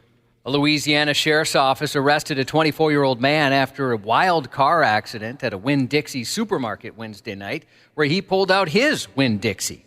Started at 7 p.m. when St. Charles Parish deputies got called to the store because a naked guy was spotted in the parking lot. When they got there, they learned about a 2-car accident involving the suspect and a truck. The truck's driver said he was trying to leave the parking lot when the man hit him. There's a man who's naked in the Winn-Dixie parking lot and was just banging on an SUV. basically speeding around the parking lot. I got the light. He just caused an accident. Y'all need to get here really quickly. The truck just flipped. The person might be seriously injured. The impact flipped the truck. The driver got out hurt, trying to crawl through a broken window. Naked? No. That guy was just an innocent victim. According to deputies, surveillance footage showed the man intentionally hit the truck, and they suspect the naked man may have been impaired. I like the sounds of the screeching tires there. It's very dramatic. It was, yeah. And he was naked. Yeah, he was completely nude. Cool. Not a stitch of clothing on him at all. A Massachusetts man is facing a slew of criminal charges after investigators said he tried to run over multiple pedestrians. He drove into the backyard of a home and then spit on police officers during a wild road rage incident over the weekend. Man, like Iron Sheik used to do. Just phooey, like that kind of a thing, yeah. He'd hock to it, then he'd spit on that thing. I was kind of hoping we wouldn't. I saw the look on your face, and I thought, nobody wants this? I'm going for it. Not one person wanted that. Everyone saw it coming. Nobody wanted it. Hell no. Officers responded to a 911 call about a road rage incident just after noon Sunday. A motorist, later identified as 61-year-old Alan Stack, intentionally struck another vehicle and was trying to hit multiple pedestrians with his car. At the scene, officers found him behind the wheel of a damaged vehicle. He refused to stop, narrowly missing a police cruiser as he drove onto a lawn and into a backyard. After ignoring multiple orders to stop, he eventually exited his vehicle near a wooded area and tried to flee on foot, prompting an officer to deploy a taser and light him up, which I would have loved to see. Stack then spit on officers as he was taken into custody, and investigation is ongoing. Quite dramatic. Yeah, sometimes you got to haul out that taser, huh? A 36-year-old monster truck driver just proved size definitely matters when it comes to crushing cars, as proved by a new video showing him use his massive truck to scatter a crowd and run over a couple of vehicles in the process. The wild scene went down at Rednecks with Paychecks, an adults-only festival in North Texas known for big trucks, country music, and plenty of nearly naked folks. Things took a dark turn when 36-year-old Jonathan Reed got into a heated argument with members of the crowd who started chucking stuff at him. In response, he jumped into his truck, threw it in reverse, and then floored it forward. He slammed his car behind him before gunning it he slammed into a car behind him before gunning it and hitting a bunch of bystanders. People were running for their lives as he plowed through another car and then took off. This is exactly what the folks behind Rednecks and Paychecks have been worried about for decades. You know what I'm saying? It's surprised it hasn't happened sooner. Yeah. When they first came up with this, there was someone who said, eventually someone's going to snap and run over cars. And they said, yeah, but let's just push it as long as we can. It's a pretty good idea, boys. The reports didn't specifically mention whether or not anybody was injured, but considering the chaotic scene with the truck plowing through cars and people scrambling to get out of the way, it's likely there were at least a few close calls, if nothing else. Local reports say he's facing 5 counts of aggravated assault with a deadly weapon. He didn't kill anybody. Not that they've reported. No, they should have been chucking stuff at him. I don't know what happened, but that type of guy, maybe he had it coming. Sounds like he had a temper. 4 people were struck by an SUV which rolled away from its parking spot during an event in northern Minnesota Saturday. According to the Cass County Sheriff's Office, police received reports of a car striking event-goers and a tent at the annual Hackensack Chainsaw Carving event around 3:37 p.m. Investigators learned an 80-year-old man was trying to park. He got out of his car, but it began to roll. The driver tried to get back inside and put it in park, but the SUV continued into a tent, hitting 4 adults at that event. Hackensack first responders needed at the city park in the city of Hackensack. We've had a vehicle hit some pedestrians. 3 adults were treated at the scene for minor injuries, but unfortunately one had to be airlifted to a Duluth hospital with a serious injury. The driver of the SUV is cooperating with the investigation, and officers determined alcohol was not a factor. The Hackensack, how did they call it again? The chainsaw carving event. I wonder if you walk up on that party and you've got one of those cute little battery-powered chainsaws, if they just start beating you as soon as you walk onto the, you know what I'm talking about? Quite possibly. Yeah. I love those chainsaw carving events. Like the State Fair one when they're carving giant bears out of... Oh, yeah, that is cool fun. To watch. Oh, I boo them. Good. That talent is very impressive. I like to boo them. I swing by and... You guys suck. Overrated. Yeah, we get it going, Cubby. Police said, that's always good to aggravate people holding a chainsaw, I always thought. Yeah. Police had a driver pulled over Sunday night, that is, in St. Paul, when a man, out of nowhere, suddenly jumped into her vehicle and tore off. An officer stopped the driver about 6 p.m. because he believed she'd been drinking. As the officer was conducting field sobriety tests, the theft occurred. Dude. Unfortunately for the bad guy, the driver informed police she had an Apple AirTag in it, so they used the tracking device to relay the vehicle's location to various agencies as it traveled through the Twin Cities. Richfield and Bloomington officers located it in Richfield and arrested a 39-year-old. In the end, police determined the driver that was initially stopped was not intoxicated, so they sent her on her way. Her vehicle was returned later. That sounds like a wild scene. Can you imagine? Just watching your car just go away. You're supposed to be stopping this. Meanwhile, on the East Coast, a 37-year-old Long Island man managed to pull off a stunt right out of a movie, slipping his handcuffs, jumping into the front seat of a patrol car, and speeding away before officers even knew what hit him. The man was pulled over by troopers about 5:30 a.m. Friday on suspicion of driving under the influence. After failing a field sobriety test, he was arrested, handcuffed, and put in the back of a squad, where the story takes a turn. While officers weren't looking, he slipped his handcuffs to the front, freed himself from the seatbelt, climbed into the front seat of the patrol vehicle, and drove off, a police statement read. That car was found about 3 miles away, and the man was located in a nearby cemetery. Sneaky bastard. Yeah. And flexible. Yeah. No way I could do that. No chance. One of my wildest buddies back when we were young once kicked his way through a cop car window with bare feet. Ooh. Wow. Yeah. Impressive. Or did the whole thing kind of go at once? Or did it shatter on his feet? He kicked his way out. It wasn't like the whole thing went bloomp and popped out. He shattered the sumbitch. What he didn't expect was how difficult it was going to be to run away at that point when you've shattered both of your feet into oblivion. But that was when a lot of us young fellas who hung out with him were kind of woken up to just how crazy this peckerhead was. Yeah, sometimes I guess you just think of the first step and you don't consider what is going to follow. Right. A 32-year-old driver was arrested Sunday night after a chaotic car chase in Morrison County, which ended with a crash into a fence of a school's football field in Little Falls. A deputy tried to pull over a car about 10:20 p.m. near Camp Ripley. The car had an expired registration and a loud exhaust, but instead of stopping, the driver sped off, hitting speeds just shy of 100 miles an hour. The chase continued in Little Falls, but the deputy eventually called it off for safety reasons. A little while later, police found the car near Little Falls Community High School. The driver had taken the car to the football field before crashing into the field's fence. The 32-year-old was arrested on several charges. A new survey reveals the states with the worst driving habits. And keep your head on a swivel if you drive across the border, as one of our neighbors is on that list. Despite 94% of respondents considering themselves good drivers, 50% feel driving behavior has worsened since the pandemic. Gender differences show 96% of men and 94% of women think they're better drivers than the opposite sex. Texting while driving is seen as the worst habit, especially among younger generations, with 18-year-olds most likely to text behind the wheel.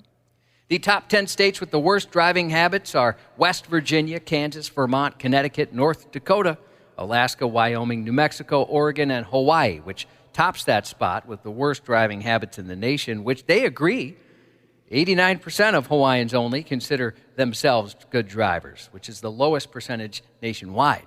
So Hawaii sucks behind the wheel? Yeah, I guess. That's because they're always staring off at, oh, look, a mountain. Oh, look, a whale. A whale. So beautiful. Yeah. They're not paying attention to the friggin' road.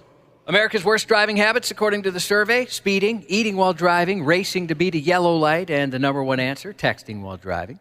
Here's where Minnesota and our neighbors rank on the list of states with the worst driving habits. South Dakota, 42nd. Iowa, 35th. Wisconsin, 16th. Minnesota, 12th. Hey, we're number one. And North Dakota, as I mentioned. That's 6. Yeah. They're the worst of the surrounding states. You're an excellent driver, Josh. Oh, it's awful nice of you to say. I do my best. I feel as safe when I'm riding with you.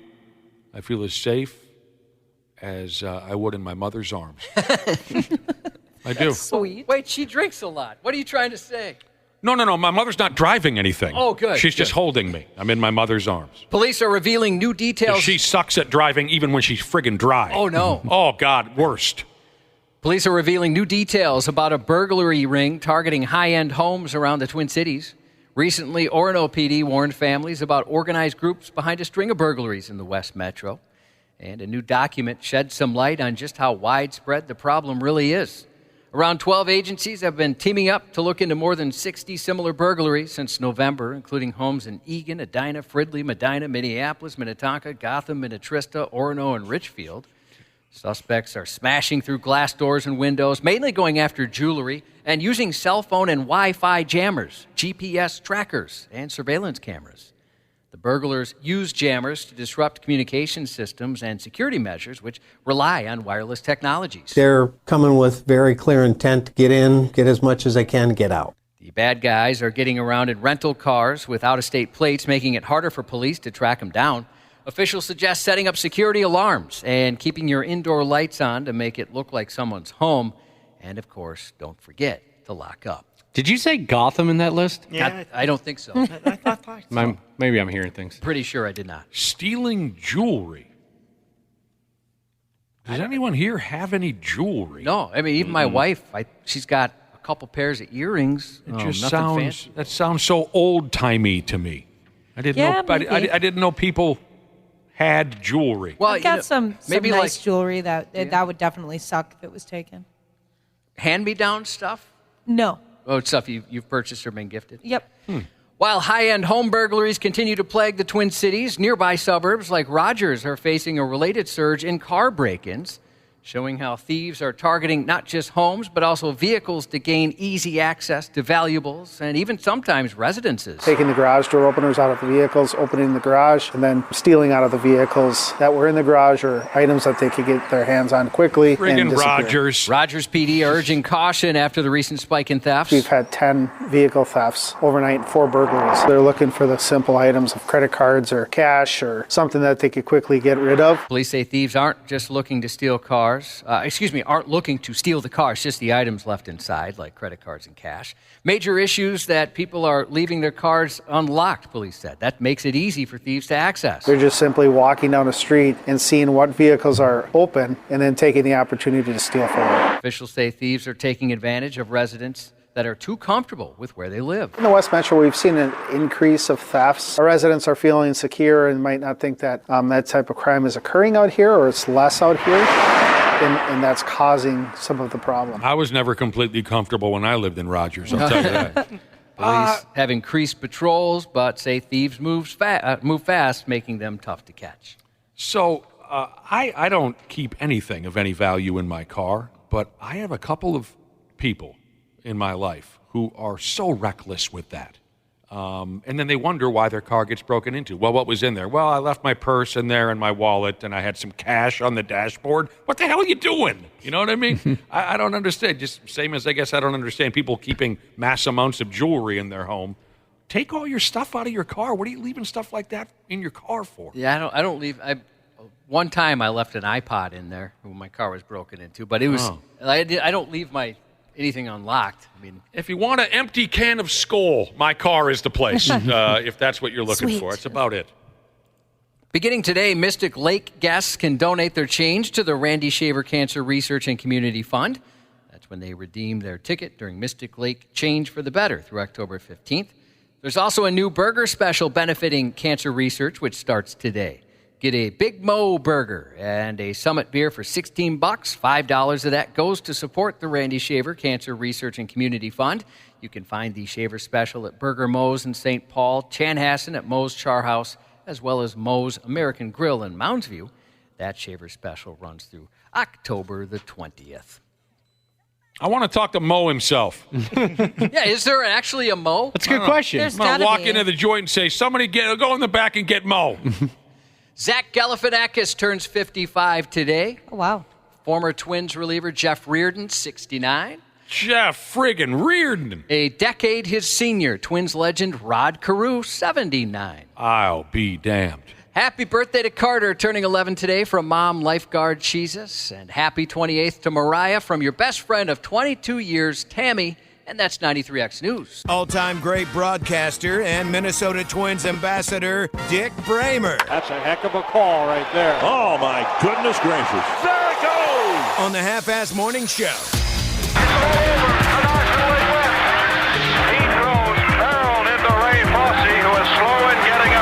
I did start to slide, but he left me no recourse because there was no place to slide, and there's no sense in ever sliding into a bag if you can't get the bag. Line from the left center field, a base hit. The ball gets away from Demir. Look at Pete run. He's going to wind up at third base. Listen to the crowd. And the patented head-first slide. Now watch this dive into third. A Pete Rose classic. Ground ball hit down to first base. Milner has it, throws to Buddy Harrelson. One to first. Double play! And a fight breaks out. Pete Rose and Buddy Harrelson. Both clubs spill out of the dugouts. And a wild fight is going on. Jerry Kuzman's in the middle of the fight. Everybody is out there. Buddy Harrelson and Pete Rose got into it. Rose apparently thought that Harrelson had done something in making the double play. Rose leveling the bat. Roger sights a sign from Carter, the 1-0 pitch. Swung on. Pete Rose with base hit number 3,000 in his major league career as he lines a single to left. Randy Shaver. Good morning. How you doing, brother? I'm doing okay. What a sad day in sports yesterday. It was a hell of a day yesterday, Randy Shaver. We're also joined this morning, and I got a feeling today, Randy, because as far as I know, this will be our final visit for the baseball season with Dick Bremer, who joins us as well right now. Hello, Dick. Good morning. As much as you'll miss me, we sure as hell enjoyed having you class up this operation for another baseball season, Mr. Bremer. Well, and I've enjoyed it too, as I think I said last week. It's been a little easier for me this year, not shutting things down on a Monday night after a telecast at 1:30 in the morning and getting up to do this. But it's been fun and a highlight of my week. Excellent. That makes us feel so good to hear you say something like that. Yeah, that 1:30 in the morning, waking up at 6. Yeah, that sucks. Well, obviously we got to lead this morning with the passing of Pete Rose, 83 years old. It was a sudden thing. From what I understand, over the weekend, he was at an autograph show in, I think, Nashville, Tennessee or something like that. Both of yous, I got to see the end of Pete Rose's career as I was growing up. I mean, the man played forever. So I got to see him, I don't know, when did he retire? When I was like a ninth grader or something like that. But you guys got to see the man when he was in his prime. So your thoughts on Pete Rose? I guess let's start off Pete Rose as a player. Your thoughts on the man? I don't think there's... Randy, I'll let you go first. Yeah, I don't think there's a better player from a hitting perspective of just battling a pitcher than maybe Rod Carew, maybe Pete Rose. Mm-hmm. They just... Every time he came to the plate, you knew that he was never going to give in. He was going to figure out a way to get on base. And once he did, he was a complete and utter threat to score, whether he stole a base or tried to score from first on a hit, whatever it might be. Growing up, I can remember, everybody in the neighborhood wants to be a guy, wants to be a player. We'd all stand around, I'm going to be Johnny Bench today, and I'm going to be whatever. Well, Pete Rose was one of the first names in my neighborhood that somebody wanted to be because he was just one of the greatest hitters of all time. Mm-hmm. I read a stat this morning that if you averaged 200 hits for 20 years, you would still come up short in chasing down his all-time hit record, which, if there's any set of numbers that says it all, that does. That's how great of a hitter Pete Rose was. Dick Bremer? A couple of things. First of all, he was maybe the most entertaining player I saw play, both as a kid and as an adult. I mean, I honestly, I don't claim to have known the guy very well, but I know that every at bat mattered to him. And when he took the field for the first pitch, all he wanted to do that night was win. And there are, no shortage of off-field issues with him, but a couple of things that might be of interest to Twins fans. I met him a few times, and every time he found out what I did for a living and where I lived, he would tell me and everybody else he was the guy who got the first hit at the Metrodome. Oh, yeah. Mm-hmm. It was during an exhibition game before they opened up the Metrodome in '82. Right. They had an exhibition series with the Phillies. He was with the Phillies at the time, and he got the first hit at the Metrodome. Now, the game didn't count, but that hit mattered to Pete Rose for some reason. He would tell everybody that he got the first hit at the Metrodome. And then years later, he's long since retired. It was about 20 years ago. And we were in Arlington, Texas. And this was at a time when Pete wasn't even allowed to go to a major league ballpark. Right. Because of the gambling suspension. And he got an exception. It was a corporate deal in Arlington, Texas. And Kraft Foods, I think it was, brought in Ozzie Smith and Pete Rose. And they walked in through the same entrance I did mid-afternoon for this night game in Arlington. And I had known Ozzie just a little bit because he would come to Kirby Puckett's pool tournament every year. But then I reintroduced myself to Pete Rose. And once he found out who I was, what I did for a living, I was immediately peppered with questions. How's Morneau doing? How's his wrist doing? Is he in the lineup tonight? And I thought, well, that's pretty cool. Here's this guy who's long since retired, still staying current with the major league players. Mm-hmm. But then it occurred to me he was probably just, pumping me for answers for his bets that night. That is hilarious. That is good. All right, speaking of, so Randy Shaver and Dick Bremer, both of you were able to watch this man in his prime and recognized him for being this intense, wildly talented ball player. What did it do to you? How did it affect you when the gambling allegations first were laid upon him when he was managing later on? What was your initial thoughts on the allegations when they were dumped? Well, I think for me, were you very disappointed? Was it something that bothered you a lot? Oh, absolutely disappointed because, again, he was one of those players growing up that I idolized as a kid. And so to hear that he somehow, some way bet on baseball while he was managing the Reds. Tarnished the game, was super disappointing. I certainly understand why Major League Baseball banned him for life.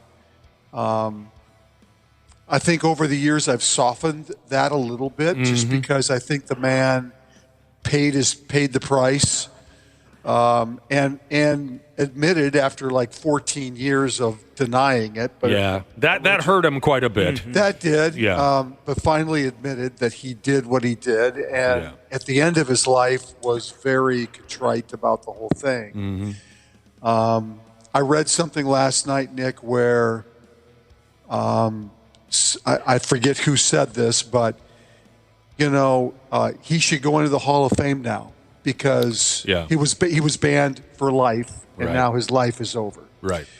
Which I just found that very sad, but true. So Dick, being an insider, with what you've been doing for a living for 40 years, so when you heard the allegations of Pete Rose betting on baseball games, had you heard rumors about this before the story broke? I had not, because it was such a shocking allegation. I mean, there's just certain things in baseball you can't do. In any sport, you can't. Back in the '60s, Paul Hornung got in trouble for gambling. In the early '60s, I mean, there's certain things you cannot do, and this guy meant so much to the game, more hits than anybody else, And so, yeah, I've read that too, where the sentiment now is, okay, he had a lifetime ban, now he should go into the Hall of Fame. And I guess I cringe at that just a little bit, because now baseball and sports in general are embracing gambling. And it's a very slippery slope, in my opinion, when you take sponsorships and you accept money from sports books, whatever, all the different revenue that has come into the games and will continue to come in. I think it's more important now that you've got to make it very clear to the current players in whatever sport they're in that you still can't do what Pete Rose did. You can't do it. And if now baseball says, okay, well, now we'll welcome him into the Hall of Fame, I just think that sends the wrong message. That's a very interesting point. Like Randy Shaver said a minute ago, I have softened over the years as well on Pete Rose and whether or not he should be in the Hall of Fame. But now that you just said what you said, maybe I'm not so sure. Boy, I remember the immediate backlash when it happened, and it was nasty stuff. And the sense I get is, having been to Cooperstown a few times and talking with players, teammates of Pete Rose, that if they do posthumously induct him into the Hall of Fame, on the stage you could probably just put a park bench up there. I really don't think a lot of the Hall of Famers would have any interest in returning to Cooperstown for his induction. Really? Yeah. Okay.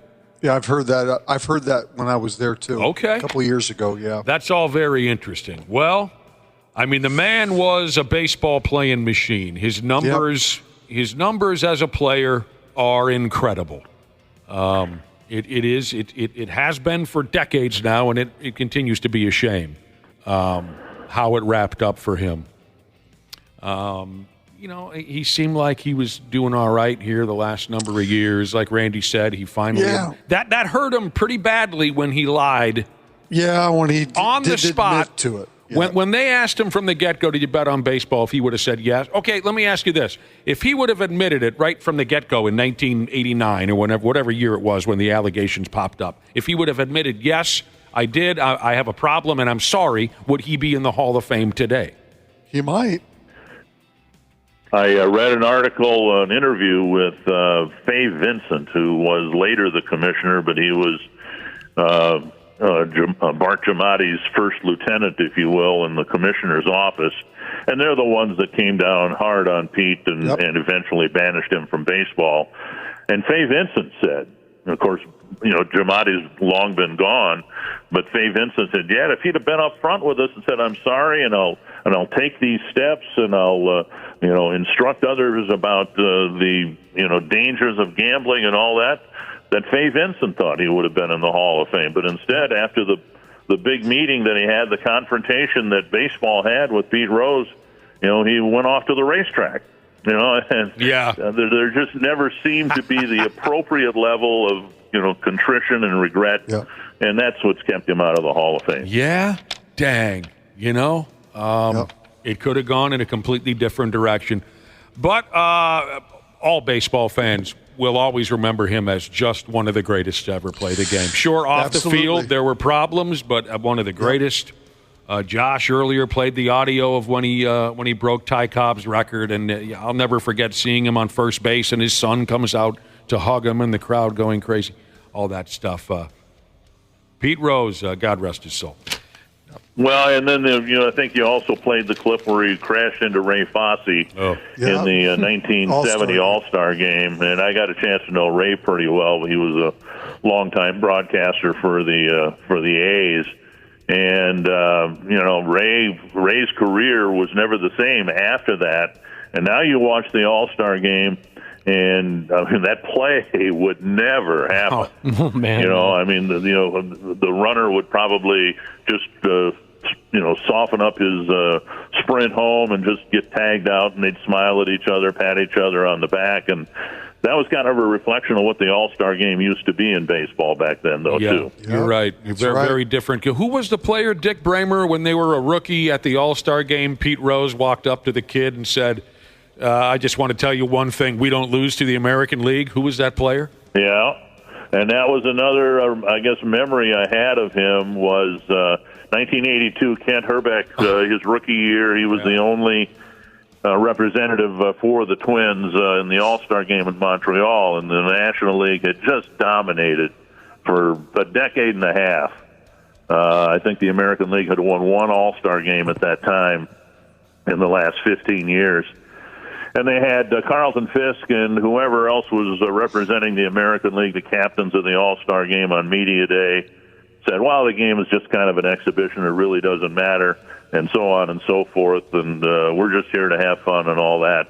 Then it was the National League captain's turn to come to the podium, and it was Pete Rose, and he said, I can't believe what I just heard. Losing sucks. And that was his attitude. That was the National League's attitude. And that kind of set the, in one quote, I think he kind of, delineated the difference between how important the All-Star game was to the National League and how unimportant it was to the American League because they kept losing all the time. Mm-hmm. We got some text messages coming in from listeners. Here's a text that says, Michael Jordan gambled his ass off and no one cared. Well, Michael Jordan was never proven to have bet on basketball games that he was involved in, or am I missing something? No, you're right. No, it's never been proven. Yeah, I mean, you can go off. He and Charles Barkley can go off to the casino and lose $8 million. There's a big this isn't about gambling as much as Pete Rose wasn't so much about gambling as it was on gambling on games that the man was involved in. Exactly. Yeah, it was sports betting that Pete Rose did. I'm not so sure Michael Jordan's a big sports bettor. I think he's more of a sit at the craps table or whatever. For 27 hours, Yeah. All right, someone mentioned Rod Carew earlier. Rod Carew turned 79 years old today. You boys, I know you have his phone number. You better text him later. You better text Rod. And to think it wasn't that long ago, we didn't think he'd be around with us anymore, but nothing short of a miracle. He was given a heart and a kidney transplant, and last time I talked to him a couple of weeks ago, he seemed to be doing just fine. He's a treasure, he means so much to, Twins history. 7 batting titles. He finished his career with the Angels, but all 7 of his batting titles, were as a Twin. And he was, I guess, in the American League, the closest compliment there was to Pete Rose in the National League. You're damn right. Damn right. All right, Dick Bremer joins us here on the Half-Assed Morning Show. I hate to continue to talk about dark things, Dick Bremer, but we got to get your thoughts. The Twins season came to an end over the weekend. Your thoughts on the collapse, on the coaching staff. We heard that Rocco's coming back. On the ownership, there's a lot of fans up in arms about Pohlad this and Pohlad that. You're a guy that's seen every damn thing. So we value your comments on all of it. Well, you look at the teams that will be in the playoffs now, and the teams that get there are the teams that have their better players on the field during the season. Yeah, and that wasn't the case for the Twins. And okay, I'm not a human anatomy expert. I know the basics. I fathered 2 children, right? But I don't know how in the world any team can expect to do what was expected of the Twins without your best players on the field. And to me, it's not just the Twins. The team that figures it out, how to keep guys on the field better than what the Twins have done. And this goes back, a long time now. I mean, the Twins went into playoffs, some years without Joe Mauer in the lineup, some years without Justin Morneau in the lineup.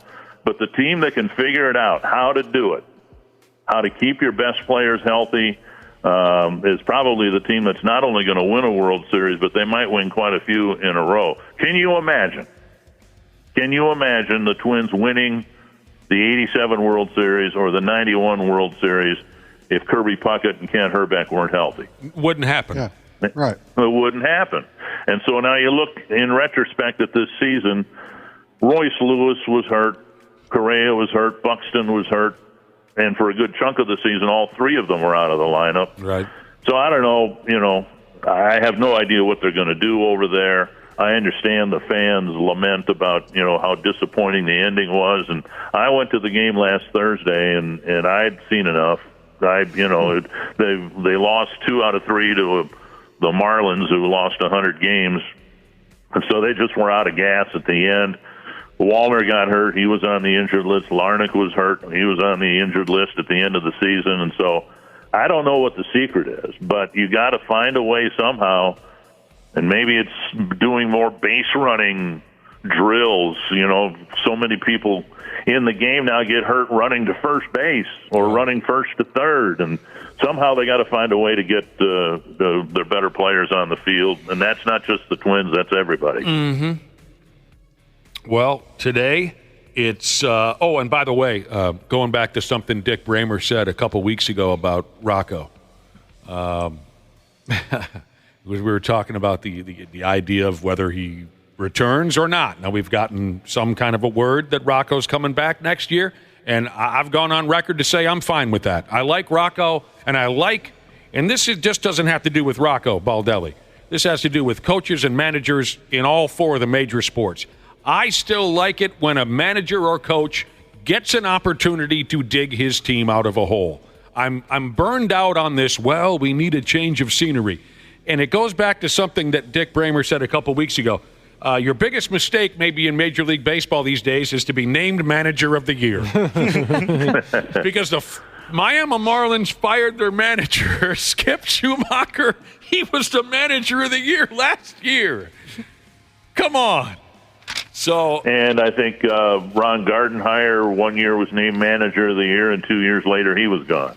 And in my opinion, 80% of the time a manager gets fired, it's just because they need a scapegoat. And there are more fundamental problems in an organization than the manager who, a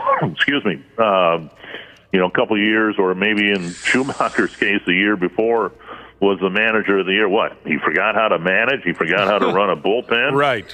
Well, no, the Marlins just kind of dumped everybody once they got off to their poor start, including Luis Ariz, who won his 3rd straight batting title this year. Yes. To me, 80% of the time it's just they need an easy fix, if you will. And, of course, it's not a fix at all. It's just a cosmetic thing that makes people feel better about what might happen the following year.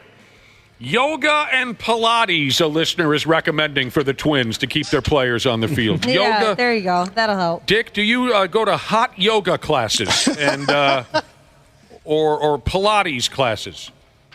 Well, this is a non-visual medium, and so I could lie and say yes. I've been doing that in my retirement, but no, I've not. But I don't. I don't have the answer. But when I bet you there were 50 people this year, 50 players this year that got hurt running to first base. Yeah. Yeah. And it's like, okay, wait a minute, something's wrong if we're not. If I can see guys in my senior baseball league run 90 feet to first base and not pull up with a. Of course, I suppose we don't have hamstrings anymore. It's just not that hard. Baseball players should be able to run the bases. Yoga and Pilates. There's baseball all day long today. Round 1 of the playoff begins. We're going to go like this. At 1:30, all of these games are televised. You can find them on ESPN Part 1 and Part 2, I think Channel 5. Tigers and Astros, Royals and Orioles, Mets and Brewers, Braves and Padres. Now, they had that doubleheader yesterday in Atlanta. The Braves and the Mets split. So they both moved on to the playoffs, and the Arizona Diamondbacks were left out of the mix. So here we go. All day long. I love this stuff. Real quick, and then maybe I know, Dick, you're not much on predictions and picking a club, but I would like to get your read on this. Just real quick, that Braves-Mets doubleheader yesterday. So if you remember how it all was set up, whoever won the first game automatically clinched a playoff spot. And that was the Mets, right? Dramatically, Lindor hits a home run. Okay. Apparently, Major League Baseball sent out a memo to the Braves and Mets before Game 1 telling them to hold off on the typical clubhouse party for whatever team won the first game because they didn't want players to be drunk for game 2. They really had to send that memo out, I guess. Oh, that's funny. And it was probably of great relief to the Arizona Diamondbacks, who had to sit and watch 2 games yesterday to see whether they were going to get in the playoffs or not. And if the Mets had won game 2, then the Diamondbacks would have gotten in, having not played yesterday. But as you said, they split, so those 2 teams will go in, and the Diamondbacks won't get in the playoffs this year. Right. So who do you like? Who do you like out of the AL and NL, Dick Bremer, if you don't mind just making some calls here? Sentimentally, and I think practically, too, I'm my team, my sleeper pick, if you will, the Padres. That would be nice. I like that lineup, of course, for sentimental reasons. I'd love to see Louis Arise cap off a batting championship with a world championship, too. But I just think those guys, and they'll be out there. Machado will be out there. He'll be out there playing, and that whole lineup will be out there. And so we'll see how it goes. But that's my sleeper pick. I think right now you might be foolish to not pick the Dodgers or even the Yankees, but my sleeper pick I think will be the Padres. Well, that'd be a beautiful thing. Never won a World Series. To be a first time for the franchise. Let's see here. 84 and 98. I think were the only years. Sounds right, yeah. The Padres. I would love that because that would mean at one point or another they go through the Dodgers. That would be great in the World Series. They go through the Yankees, take out those evil empires. Randy Shaver, you go ahead. Well, I love the Tiger story, and sentimentally I'm pulling for the Tigers. I have no problem rooting for the Detroit Tigers. I just think that's such a great story. I guess my other choice right now would be Milwaukee. I really like Milwaukee right now, too. I love their lineup. Willie Adames has had a great year. Their pitching staff is pretty decent. So I'm trying to stay away from the Yankees and the Dodgers and teams like that. I guess I'd rather see teams like the Brewers and the Tigers. Hopefully one of them will make it at least into the AL or NL championship series.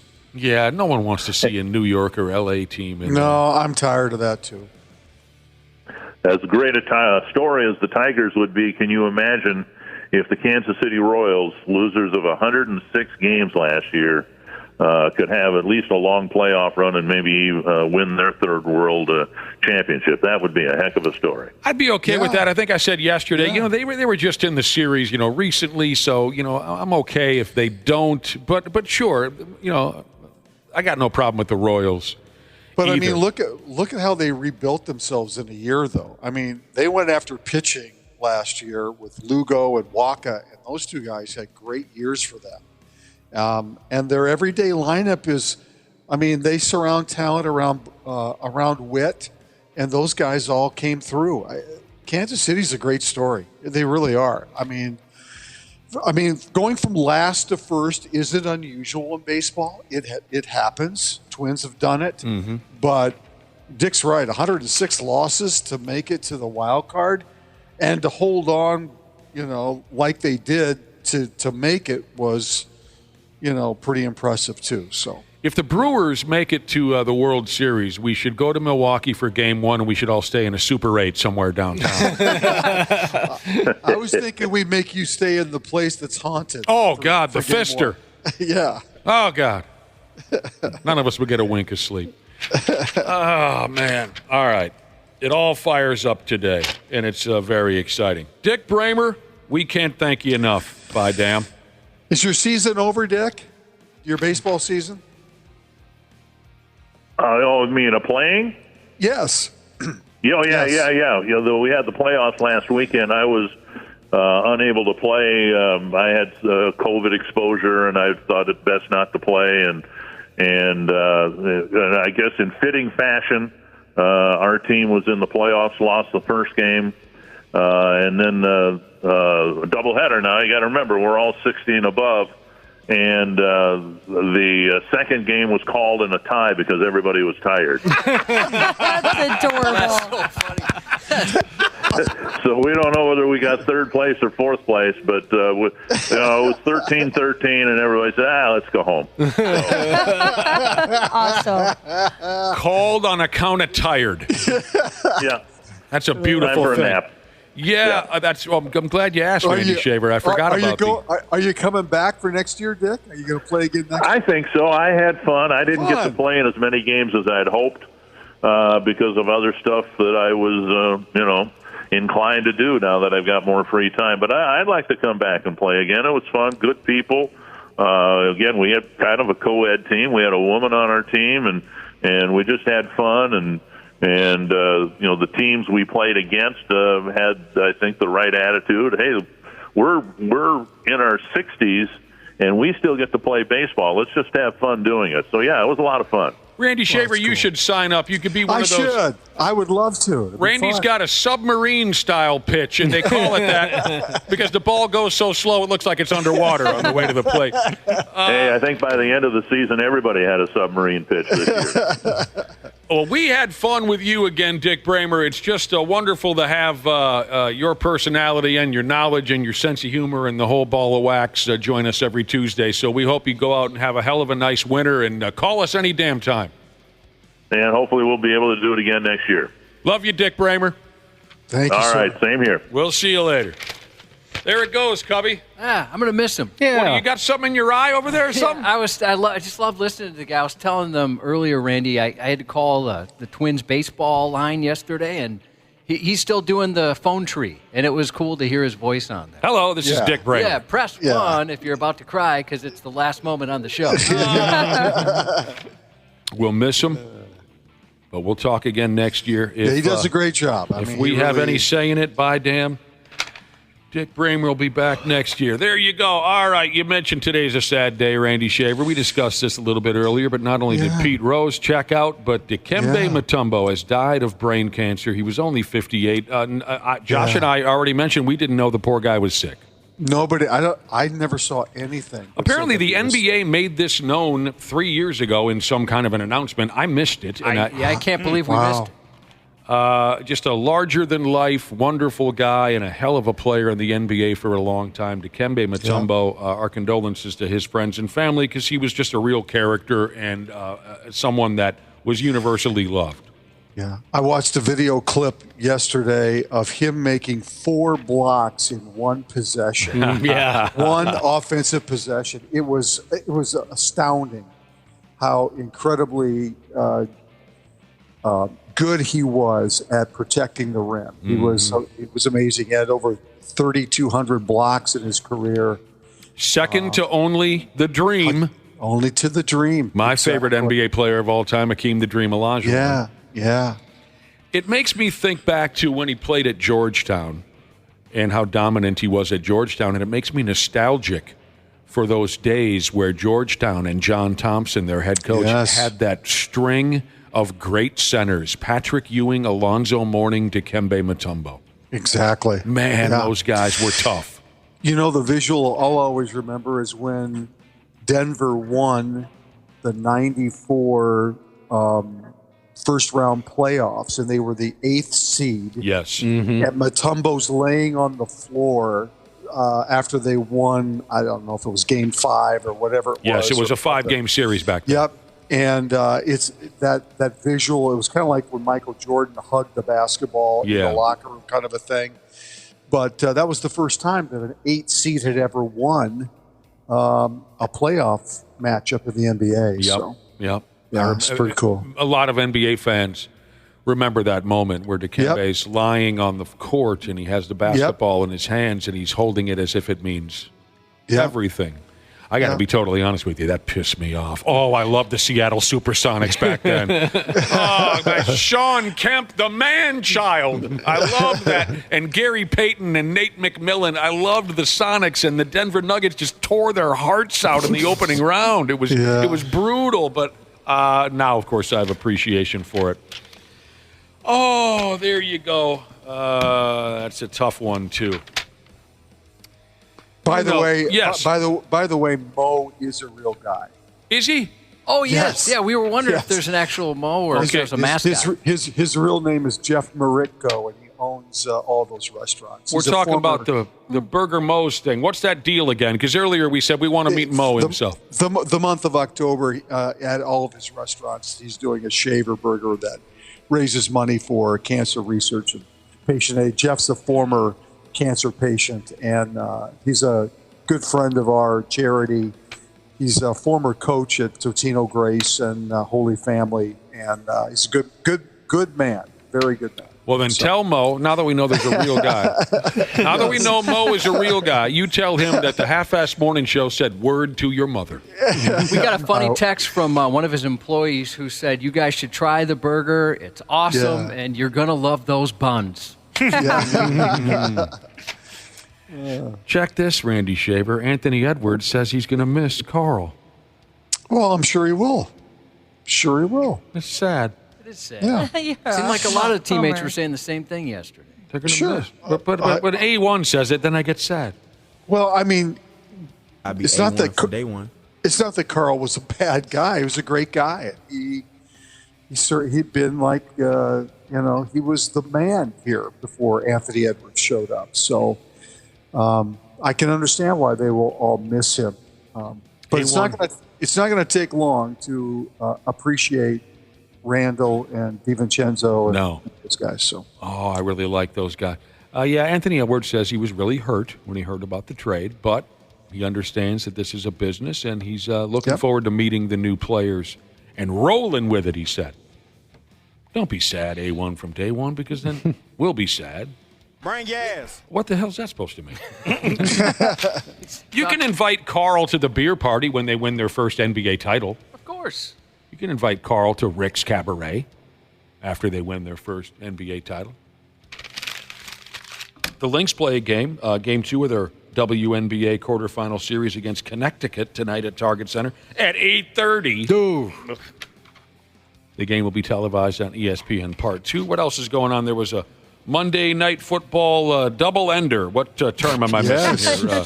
You're close. Doubleheader. Last night, the Detroit Lions beat Seattle by a final of 42-29. Whoa. And lots of offense. Goff was great last night. Oh, that was fun. That was a good game. Here's what they say about Goff.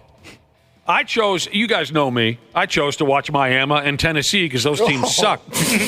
I did. I had access to the Lions and Sea Ducks, and I did not turn it on that game because I like bad football, and I got it last night from the Miami Dolphins. Yes, you did. It was really, even the announcers just had a vibe where they thought, why are we even here? This is not even worth calling. Right. There were times when it was just awful. It was like watching an old high school football game from the 70s or something. Right. Anyway, Jared Goff last night, folks say he threw a perfect game. He completed all 18 of his passes. And then he caught a touchdown pass. Amon-Ra St. Brown is going to throw it back to Goff, who had that on the bingo card. Touchdown Lions. Everyone was touching themselves over that. It was the Philly special. Right. Yeah. I think it's always fun when they play, a different position for a second, and you see, hey, they look like a normal guy when they're trying to throw a football or catch a pass. Yeah, they look ridiculous. He obviously doesn't do that for a living. Yeah. All 18 of his passes, he completed that Goff character, and it says here, Kurt Warner, one of my favorite all-timers. He held the previous NFL record for passes without an incompletion when he went 10 for 10 near 20 years ago. I really thought it would be more like 15 for 15 or 16. I thought Goff, just barely broke the record. The old record was only 10 for 10. I was kind of surprised to read that. But that's just the liquor talking. Josh, where'd you find this video, by the way, of our guy Andrew DePaula getting knocked into next week during an old college ball game he was playing for Rutgers against South Florida? I mean, I know he brought it up. When we talked to Depot last Friday, I asked him, when was a time that you got hit so hard, you wet yourself? And he mentioned a college game on a blocked punt, or a blocked field goal. He snaps this sumbitch, and what do you call that thing they play with? The football. He snaps the football. The kick gets blocked, and someone just destroyed Depot. He told the story, but how the hell did you find the video? I was sent it by a listener, Gopher. I'm going to find the name. I want to get it right. Okay, is this up on our website? No, I didn't get this.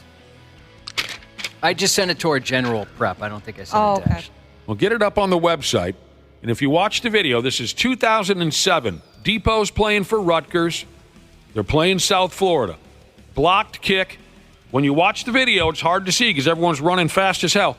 Andrew DePaul is wearing jersey number 16, and you can see him just get mangled. If that's fun for everybody or anybody, it'll be up on our website. Randy, you should see that because that's what Andrew was talking about last week. And he got cleaned out, didn't he, Josh? Yeah, that was it's everything he said it was. Yes. That's for sure. Thank you to Chicago Gopher Jesus, who emailed me that yesterday. Go back to our website in a little bit, Randy, and check that out. So you can bust his balls about it on Friday. All right. We can close out with this here. Would this make any of us nervous? It says here, 2 of the gas bag's ex-girlfriends got together for a podcast. Oh. To answer that question, yes. Luckily, I've never had a bad breakup, and I consider myself friendly with previous girlfriends, but that would make me nervous if they got together. They're going to bring up some embarrassing sex idea you had. Or something. Something will come out. Yeah. One night when you had gas or something, they're going to tear you to pieces. Even as nice as you're portraying, the relationships you have with your exes, they're going to come up with something to make you look like a jackhole. Yeah, the Dutch oven isn't as funny as he thinks it is. Right. Okay, so 2 of the gas bag's ex-girlfriends, Danica Patrick and a gal who calls herself Blue of Earth. Yeah. Oh. That's what she Blue of Earth? Blue of Earth. It was that hippie one. Yep. And that's what, so apparently when these 2 gals put together a podcast, I don't know if it was a one-time thing or they're going to continue forever with a podcast. I think they're going to keep going. Apparently it didn't turn into a Karen bashing party. Like Wapple said, they're hippies, so they talked hippie stuff. But Josh admits it would make him nervous. Yeah, I'd get a little nervous because they'd bring up some bad sex idea I had or something and make me look like a complete maniac. Or something about you that you didn't realize annoyed other people. That might be kind of hurtful if it comes out of a podcast. I suppose I'd be more worried about some story they'd tell about where I was drunk and I walked into the bedroom with a baseball bat and said, let's try this out or something. You know what I mean? I wouldn't worry about, I have this personality quirk and I'm kind of gross or so. That wouldn't bother me. It'd be the sex stories because I know I've done things that I regret. Ashley, 2 of your ex-boyfriends get a podcast. Are you nervous? Yeah. Oh yeah. For the same reason? Is it sexually motivated? They don't need to be friends. They don't need to know each other. They don't need to talk at all. We're good. I think we should set this up now. I don't want them to bond. This text says the dude should be able to get a rebuttal. That's only fair. Sure. Mm-hmm. Yeah. Randy Shaver, would you be nervous? 2 of your exes from Cedar Rapids High School. Well, first of all, I only had 1 ex from Cedar Rapids because I dated the same girl all the way through school. So I wouldn't have to worry too much about that. All right. There you go. All right, Randy Shaver, that ought to handle it. That ought to hold us for now. Yeah. It was a sad day in many respects. No kidding. I was very sad about Mutombo when I saw it, and then I was shocked last night about Pete Rose. So, yeah, very sad. Well, kick back, a couple of cold ones, watch some baseball. Yep, big day for baseball. I love this kind of. I love the wild card. I think the wild card in baseball is a blast. I do too. So, I love every minute of it. So get into the beer. Yep. Eat some terrible food. Make a move on the old lady. Whatever's going to make you feel better. I don't need baseball for that, but yes, baseball helps. I hear you. See you later, bro. See ya. We'll be back in a few minutes here on the Half-Assed Morning Show. The 93X Half-Assed Morning Show. Did you know that Standard Heating opened its doors over 90 years ago? That's right. Tony Ferreira opened the doors in 1930, now ran by his granddaughter Claire Ferreira. Call Standard Heating and Air Conditioning today and experience the customer service and care that holds true today. Are you looking to improve your work-life balance with excellent benefits like 401k match and even tuition reimbursement? Standard Heating and Air is looking for an accounting administrator and customer service representatives to join their team. Learn more at standardheating.com/careers today. Named one of the best personal finance podcasts, the Stacking Benjamin Show with Joe and his friends makes financial literacy fun. I thought I can just keep spending money, however, do this back of the envelope math if I just cover it by making more money. The three words that make me groan the loudest that broke people say is, I deserve it. I was saying it all the time. Well, I deserve a night out. I don't have any money, but I'll take my last dollars and do a night at a restaurant. Find out more by searching the Stacking Benjamins podcast, wherever you listen. You guys smell that? It smells bad out here, too. I'm starting to think this whole town smells like doo-doo. The 93X Half-Assed Morning Show. All right, who stole my mic condom? Uh-oh. Oh, did it fall off? I hate when that happens. It fell off the mic, just like a regular condom. It just fell off. And then they disappear. So roomy. You can't find them anywhere. Oh, here it is. That is weird when they disappear, these big, giant foam balls. Yeah. They fall off and they're gone. It's like when you lose a sock in the dryer. It's just gone forever. Josh and I get in a lot of real animated arguments off air. Yeah. And I gesture a lot. I must have brushed it right off the microphone with my face or something. It's a magical thing what we got going here. Magical. Welcome back to the 93X Half-Assed Morning Show. Or I guess if you just tuned in, then just play an old welcome. It is 8:25. I got the mic condom back. We can continue with our broadcast. It's on choice. What am I hearing here? Wake me up when September ends? Yeah. Is that because today's October 1st? That's Wake right. 'em up. Yeah. You guys are good. You guys are awake this morning. How about those one-night stands? You know, Cubby over here. One-night stands, you know what he says? Never saw it. No, I've never had an official one-night stand. Right. You meet someone and that day you slay them. Never had one of those. Never saw it, he says. A one-night stand. Never once. Man, they were the way to go. I loved a good, regretful, slightly frightening, drunken, disgusting one-night stand. Yeah, at the time. Sneaking out in the middle of the night because you already regret your decision. You haven't even slept it off yet. Yeah, the next day is Never did that. stressful. What's stressful about the following day? That's where we're going with this, by the way. What was stressful about the following day? I mean, I understand the fear, the regret, but the stress, is that what you're referencing? Just the fear and regret, if you put them together, that equals stress? Is that what you mean? No, I'm mostly stressed on oh gosh, was that weird? I got thinking about everything I said and did. If you can remember them. Yeah. And then if that you was a don't problem. remember it, that's even more stressful because you're even if it went perfectly, fine, everything, both parties were happy, we're good, peace out. Right. And there's still a Peace part out. of me that Deuces. feels like something happened. There's a feeling in my stomach where I I understand. did something wrong. I and totally understand. Now that you've been more clear on it, I totally understand. You said peace out. I always said deuces when I was on my way out. No, I understand that feeling of, oh, God, what have I done? Oh, what if this one turns out pregnant? Oh, sure. Well, so I'm sure there's plenty of different answers, but in your experience, and it seems vast. It is. In this room here. Do you go into it knowing this is a one and done thing, or do you just kind of go for it and whatever happens, happens? Go for it, whatever happens, happens. But so, Ashley, you're talking about sneaking out, so you must know, this is not for me. Yeah.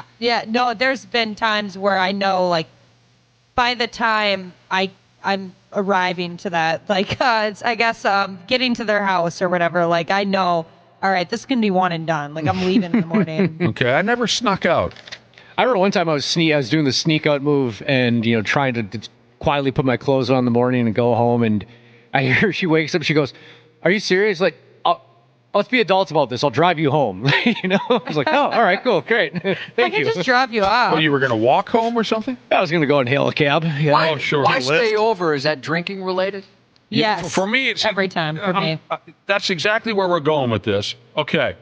So if you stayed at their place for your one-night stand, looking back, did you spend the night, or once the sex was wrapped up, did you get the hell out? For me personally, I'll start. I always spent the night because I guess I shouldn't say always. Maybe there was once or twice where I jumped into a cab, like Dana was saying, or maybe walked home back in our college days.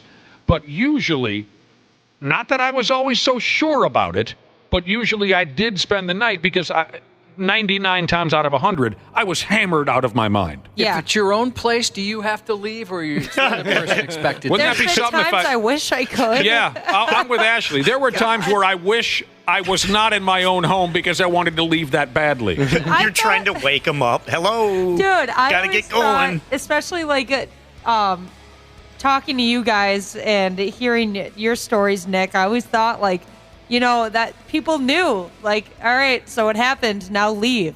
Why are you still here? But there's been times where they don't leave. And I'm like, I don't want you to sleep over. I will call you an Uber. I will pay for them. So you made that clear to them? You did step up and say, look, you got to go? Yes. And it's usually like the next day I'm like, oh, I was a douche about that. And they're just sitting there. Oh, so no lunch. Yeah. They might have been linger trying, in the morning. Yeah. They might have been trying to be a good person, too. Like, I believe the old phrase was, wham, bam, thank you, ma'am. You're trying to show, hey, I'm not just here for this. Sure. Some of the dudes made a connection. Some of those dudes thought it would have been rude I to would think up it'd and be leave rude. it. Not like they were just slobs that wanted to, sweat all over your bed. Yeah. Maybe they felt like, okay, this is the right thing to do, to spend the night, to try not to make it that obvious that I was just here to fold you. So at your place, when the one-night stand was at your place, I guess you've made this clear already, Ashley. You wanted the boys to up and leave. Yes. So the question, did you mind if this total stranger, whose body you just used as a trash barrel, did you mind if they spent the night at your place? You say, obviously, Ashley, yes. You wanted them out. I didn't always want them to stay. But again, it goes back to alcohol intake, where I was usually so bombed, I would pass the hell out. All right, drinking takes away your inhibitions. Although I was not always sure of it, fine, spend the night. Then comes the morning. And that's when I could not wait for these people to leave.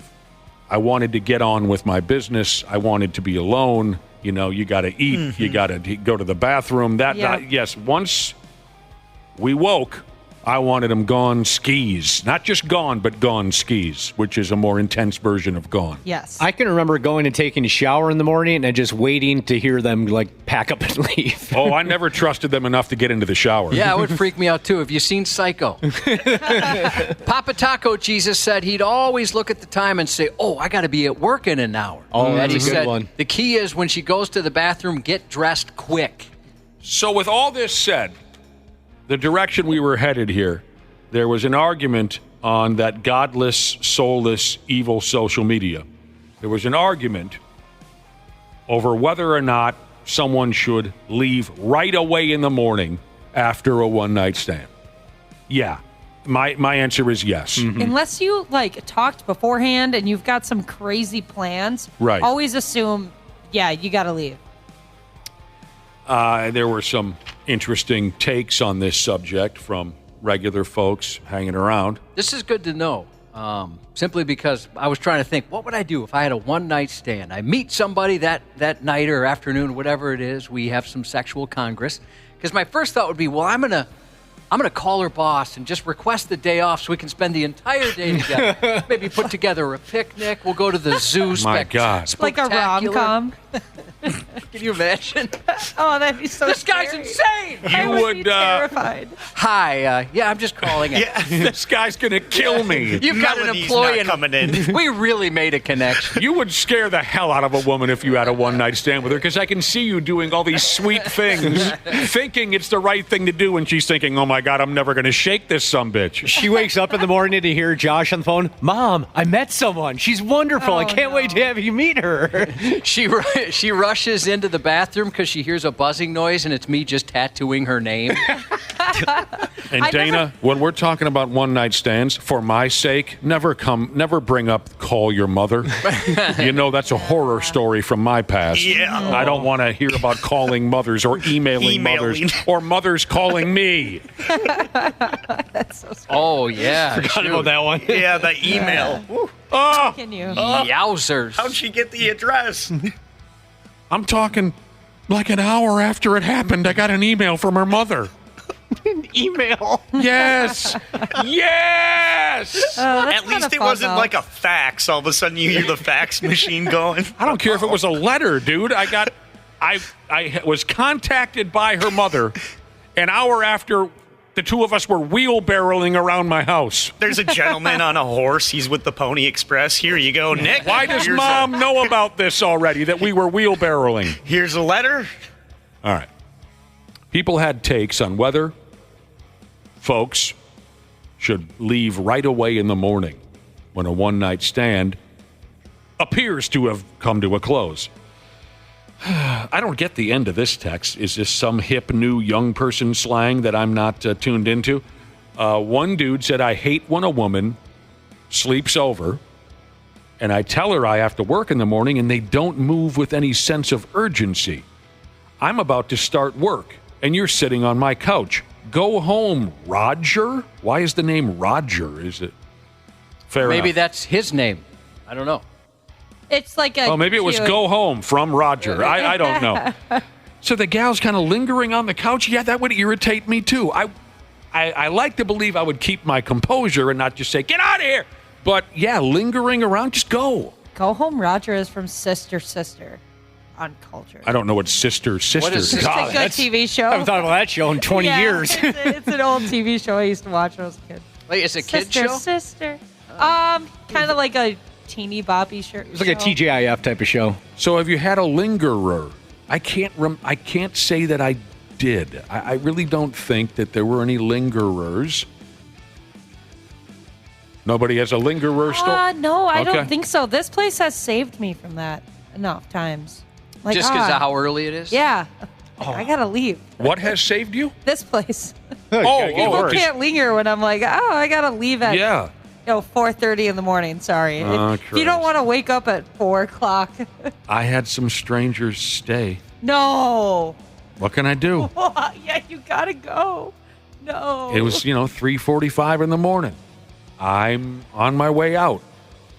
Now, if I would have been a smarter man, I would have woken up a lot earlier to have these conversations. But my style is I wake up 10 minutes before I got to get out the door.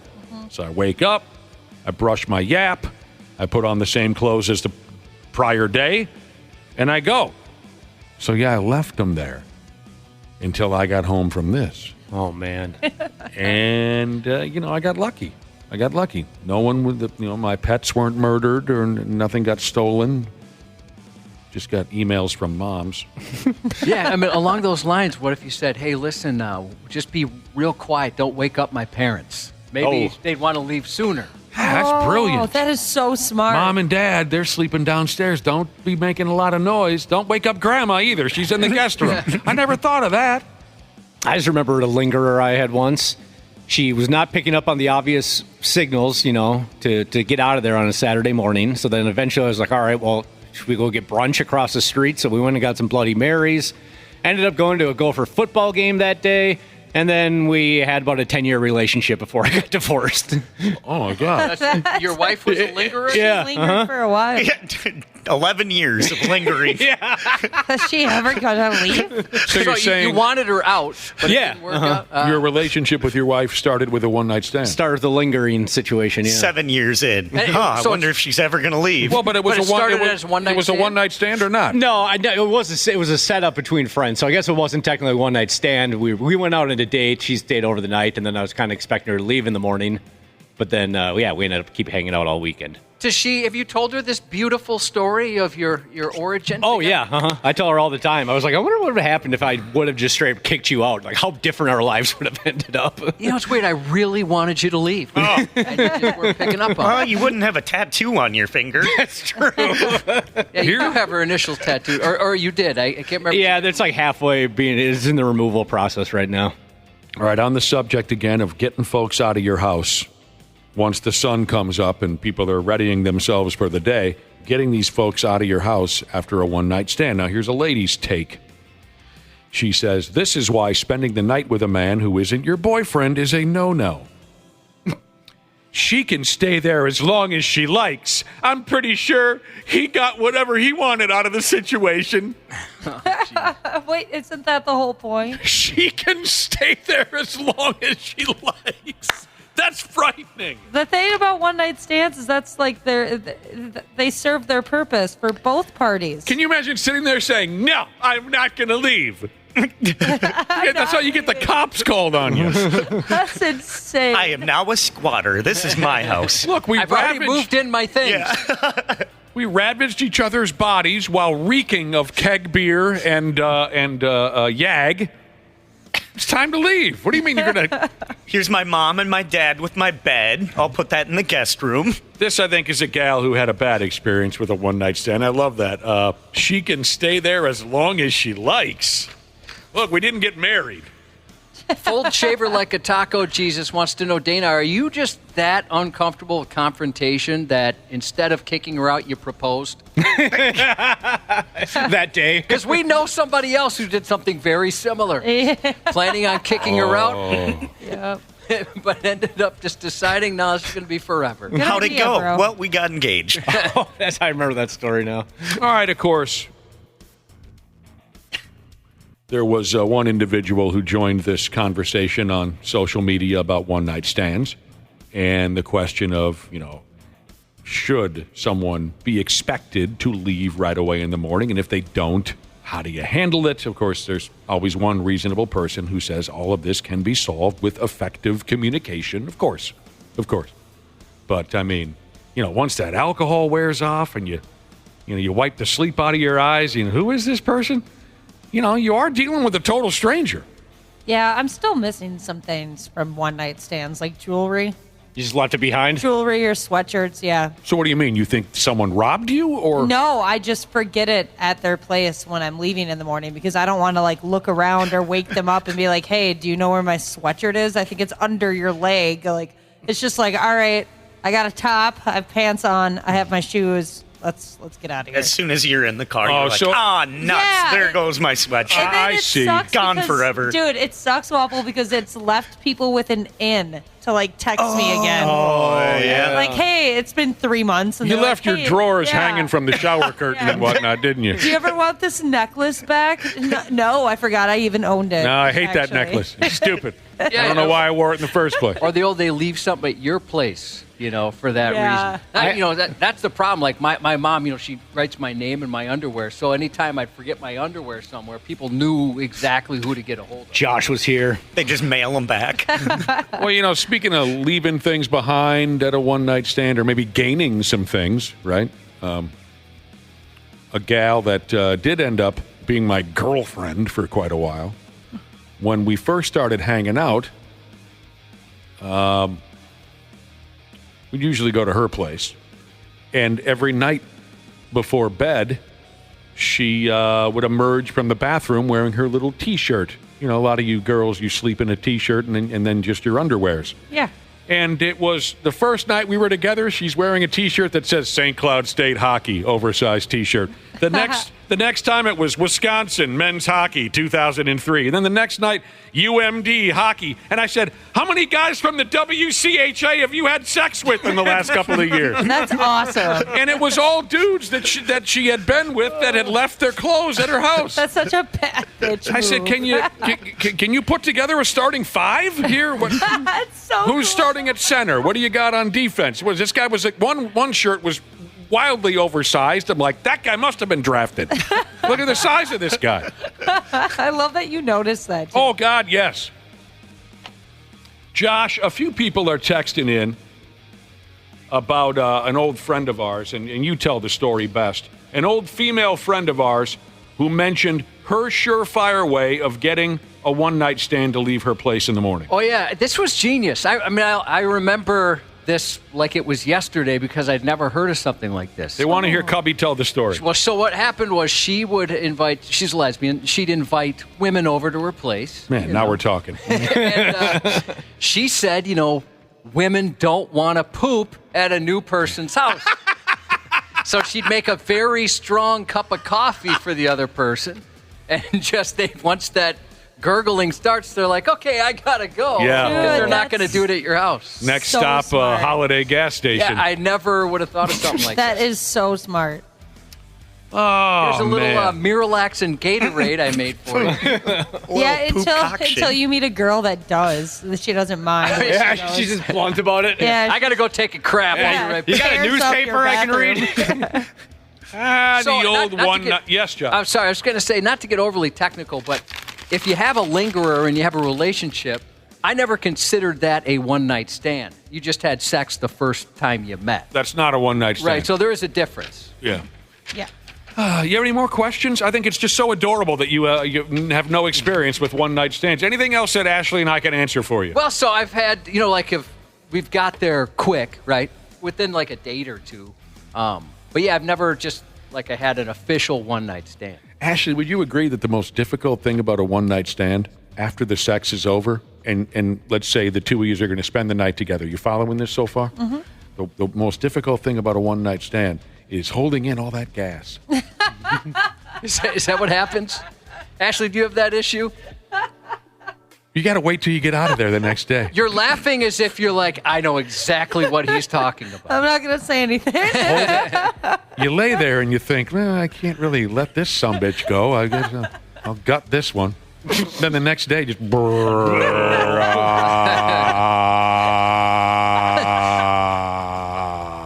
This is good. I've never heard this. A friend would sneak out after one-night stands and steal a hoodie. She called them Screwmentos. Oh, that is so smart. I never took something like that. You never had a Screwmento? No. Or a Screwveneer. Oh, and there's been times where I really wanted one. That is one nice hoodie. I should snatch that before I get out of here. Heck yeah. Hell yeah. You pick him up. You dropped him. Jesus wants to know about the girl that asked me to pull her hair. Yeah, that wasn't a one-night stand. We worked with her. We were very good friends. She got lined up with the wrong radio personality. I'll tell you that. I would have snatched every hair out of the top of her head. Yeah, there's a few people that said she'd be bald afterwards. Yeah, I've had that conversation. She said, "Cubby, pull my hair," and he said, "I can't do it." I'm sorry. I am a gentleman. Man, punch me in the face with everything you got, she said. If you have an eyelash on your cheek, I'll pull that off for you, but that's about as far as I can go. That is not right. I'll shave your back, whatever you need. Shave pull your hair. Some nights, one-night stands will wet your bed, won't they, Ashley? Yeah. I was just hoping we had the same experience. Yeah, we do. Yep. Did you have a guy wet your bed? Yep. Isn't that something? Yep. That's something great. Right. Appreciate that. And called me the wrong name the same night. Yeah, he was killing Did he call you the wrong name, and then after he fell asleep, he wet your bed? Yeah, he was doing great. I've never done that either. Used a person's name in the throes of passion. Well, if you don't, then you don't risk messing up. Right, So. exactly. Good point. I just go, hey, dude. That's what you say when you can't remember someone's name. What's up, bruh? What do you think about this, brah? The 93X Half-Assed Morning Show. Go ahead. Make my day. On 93X. Yeah, we were talking about one-night stands, weren't we, Josh? We were. There's some good stories coming in. A lot of people have had them. Why don't you, since you've never had one, sell yourself to the ladies in our listening audience. Tell them what they can expect with a one-night stand with Josh. Well, I can't do that. I'm a happily married man. But if you're interested, I'm taking applications. I don't know. Your wife looks kind of sick last time I saw her. Oh, no. That's the poison. Oh, is that right? Yeah, just a little at a time. That's the secret. I could totally see you. Like you were describing earlier, you would feel obligated to make it special in the morning, make breakfast for him. And the gal will be thinking, oh, my God, he's a psycho. Yes, there is a horse-drawn carriage out there. We're going to go pick our own eggs. Right. We're taking a class on how to make omelets. You don't know any other way to be. That's friggin' hilarious. The Jesus, formerly known as stay-at-home dad Jesus, texted in and said the most awkward morning after a one-night stand is reminding the host, quote, hey, remember you promised to drive me home? Yeah. And he said it was from Northeast to Apple Valley. Oh, no. That's a drive. A bit of a drive. Give me a ride back to my car. Hey, we did talk about that. Yeah. All right. And we discussed. Okay, first off, we discussed a lot of things. From our last conversation, going back and forth this way and that about our one-night stand experiences, a listener texted in and simply said this. I'm not going to lie. You guys all sound like hoes. Hey, I can say nothing to defend myself on that. I was a hoe. On the topic of you leave something behind at a one-night stand or something gets left behind at your place. This is a listener who says, I had a few gals leave those bust enhancer things that add size but look like chicken breasts. Oh, yeah. Oh, yeah. What are those? Yeah, those like kind of like rubbery things? Yeah. Yeah.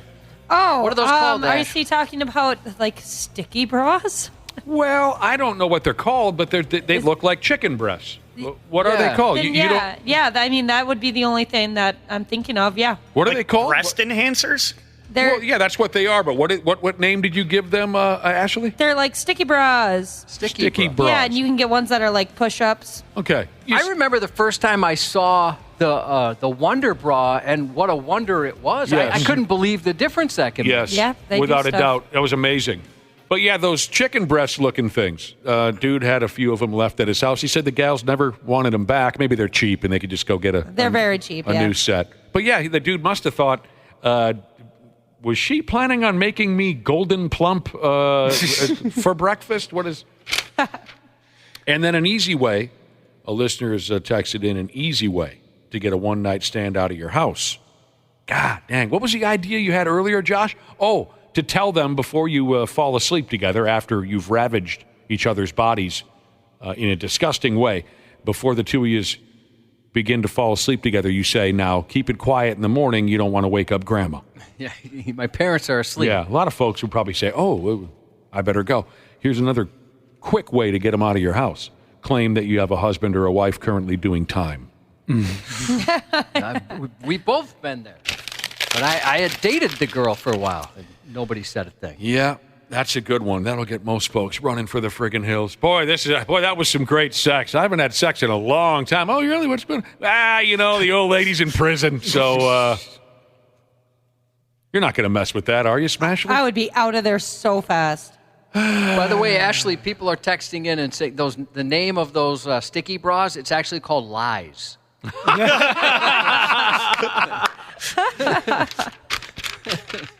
All right. I don't know how people can wear them. I sweat too much, embarrassingly enough. Oh, so they wouldn't stick? They slide right off. Oh, you've tried? Yeah. Just follow the bottom of your dress. Dude, yeah, that's ridiculous. Ma'am, you lost your chicken breast. Yeah. Women are texting in, Josh, and offering to be your one-night stand. That's awful kind. I know it's an empty gesture, but it does make my day. Thank you. You're quite...